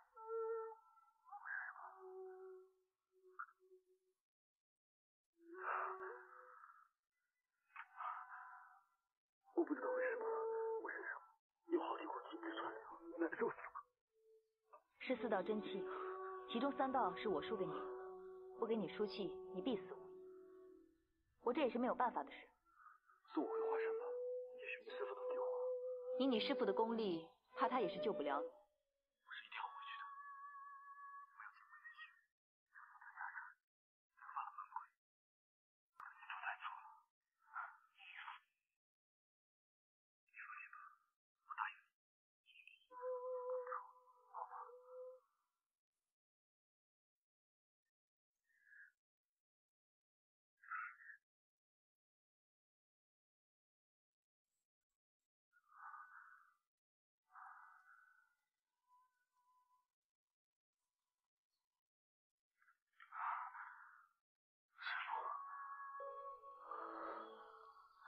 冲儿，大师哥，你怎么样？大师哥，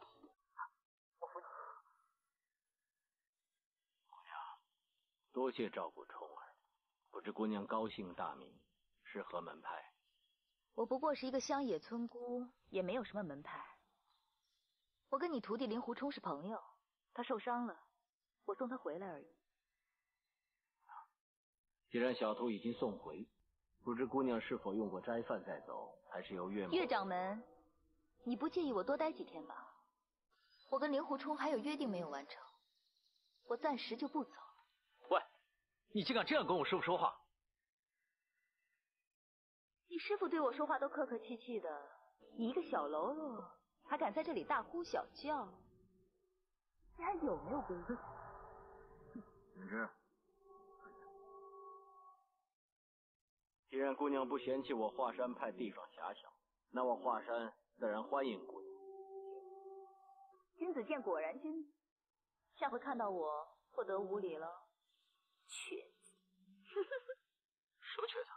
瘸什么瘸啊？你叫谁瘸子？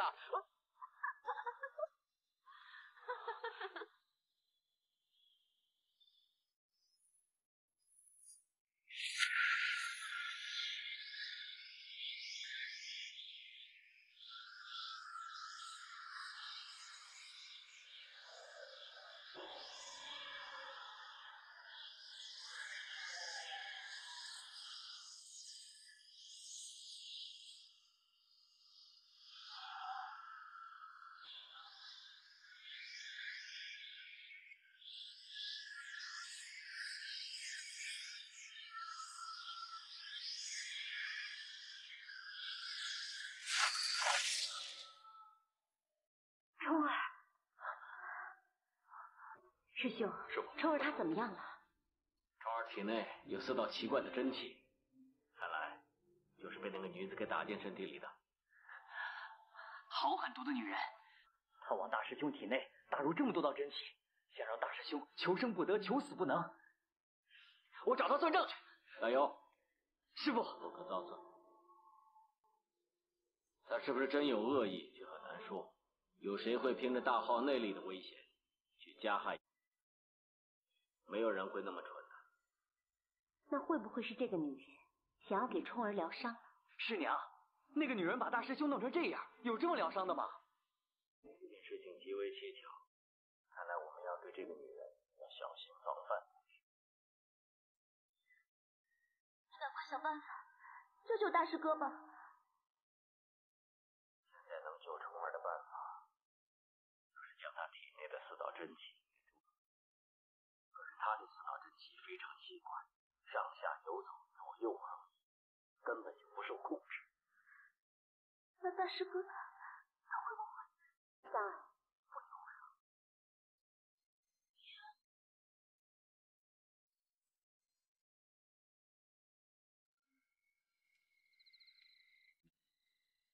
你认为这个女人为什么会这么做？她究竟有什么目的呢？若往坏处想，莫非是这个女人想逼迫冲儿，从中获取我们华山的机密，而冲儿她又宁死不屈，所以才对她下毒手。我也是这么想的。可是我们华山会有什么机密呢？况且这个女人，我们素不相识，跟她又无冤无仇的。就算她误会咱们华山有什么武功秘籍，她只要抓住冲儿，要挟咱们就行了。又何苦痛下毒手，令她求生不得，求死不能呢？要是我们往好处想，也许这个女人想要救治冲儿，明知此举有害，她也在不得已的情形下，用蓄气之法为冲儿暂时保护。这个女人行为古怪，能用常理来推测。我觉得她这么做，一定是别有用心的。师兄真的是……没事，可能刚才我用紫霞神功给冲儿疗伤，内力过度的消耗了。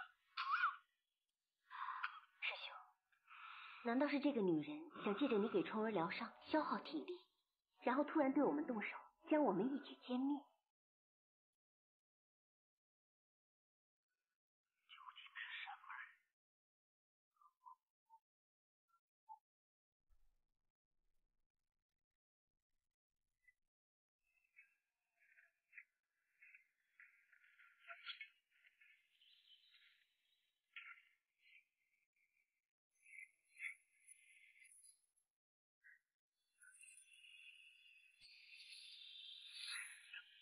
师姐，看我这招怎么样？好啊，来。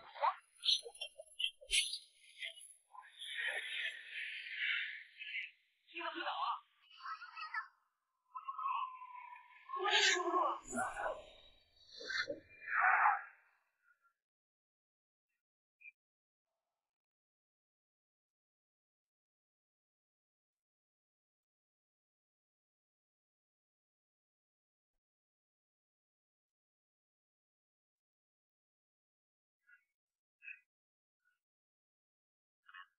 报道了吧？不许这么狡猾，再这样的话，我告诉我爹去。舍得。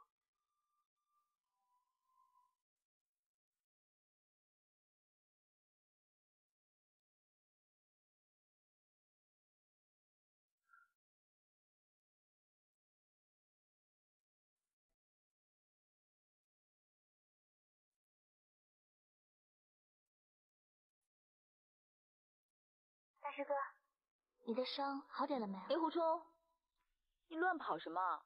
我想去找你聊聊天，你都不在。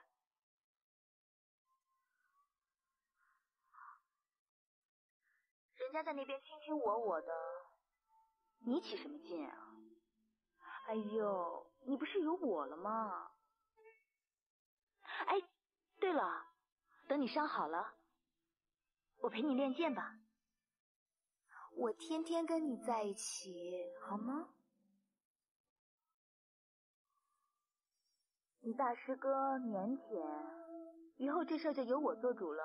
等你伤好了以后啊，我们4个一起练剑，好不好？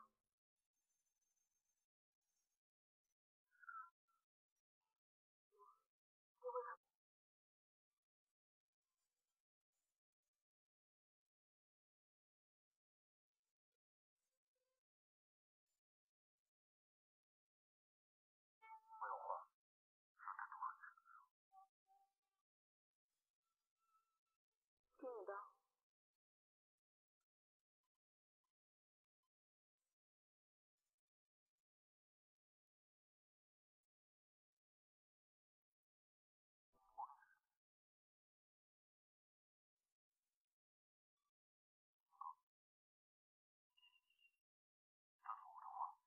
他说什么话？他说，在咸阳巷子屋的物件，你要好好的保管，千万不要看，否则会后患无穷的。咸阳巷子屋，那地方很久没人去了，到底什么东西那么宝贵，不让人看？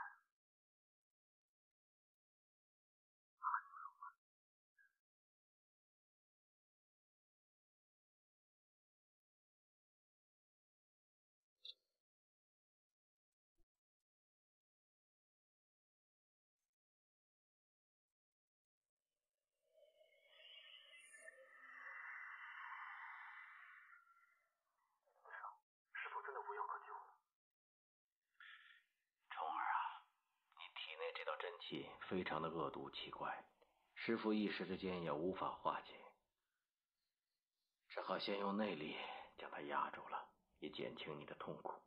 只不过从此以后，你的体内就聚集了6道真气。徒儿，你放心，师父会想办法医治你的。师父这么疼爱我，又为了徒儿耗损内力，徒儿死而无憾。哎呀，起来吧。师父，你还记不记得当年师父教你武功的时候，要你记住的第一件事是什么？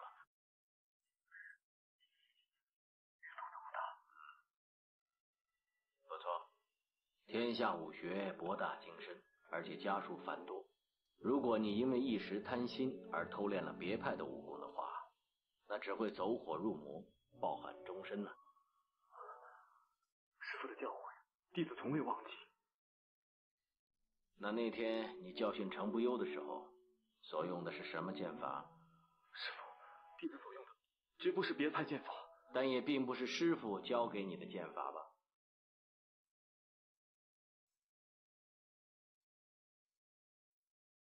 虫儿啊，人谁无过呀？但知错能改就善莫大焉。你如果偷学了辟邪剑法，不妨告诉师父，师父是不会怪你的。真的不是辟邪剑法，是受一位高人指点。什么高人？弟子答应过他，绝不能透露半句，请师父原谅。好吧，师父就不为难你了。但是你必须要告诉我，送你回来的这位姑娘究竟是何来历？他是弟子的一位朋友，叫东方白，他2度救我的命，算是我的救命恩人吧。那你体内的几道真气呢？是他为了救我，输入在我体内的。你知不知道，他这样救你，其实是害你。你现在的身体已经大大受损了。但若不是他出手相救，弟子早就死了。我的命算是捡回来的，如今只是受损而已，弟子谁也怨不得。这姑娘究竟是何门派呢？知道她武功极高，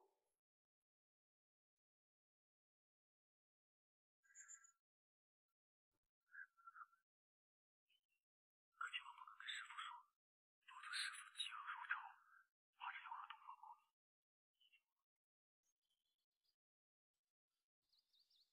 我说，刚刚我们经过的地方就有一大片很好的野菜，干嘛偏偏跑到这么远的地方来采？而且这野菜也不怎么好啊。你不用管我，我习惯在这边采了。我当然不能管你了，只是有些人的眼光总会有一些偏差的。有些人啊，捡到了金子就当黄金，可是有些人捡到了金子却当成是稻草。我说你大师兄对你那么好，你怎么就看不见呢？像你大师兄这么好的人呢，你不稀罕，有人可是很稀罕的哦。你稀罕？是啊，我稀罕，不可以吗？你自己开心就好了，干嘛跟我说这些？因为我怕你有一天会反悔啊，想把它抢回去。这样的话，我可是会很伤心的哦。你放心吧，无论如何我都不会跟你抢的。那我就放心了。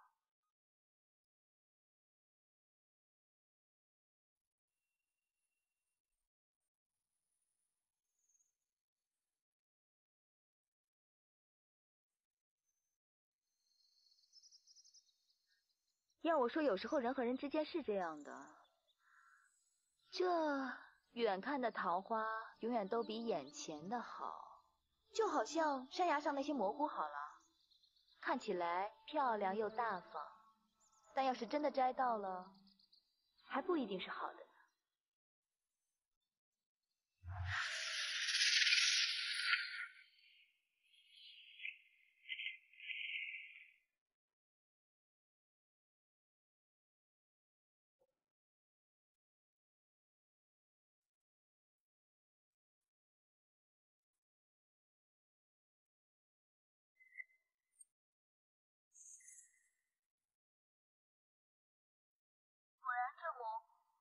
篮子里面的好。我摘够了，走了。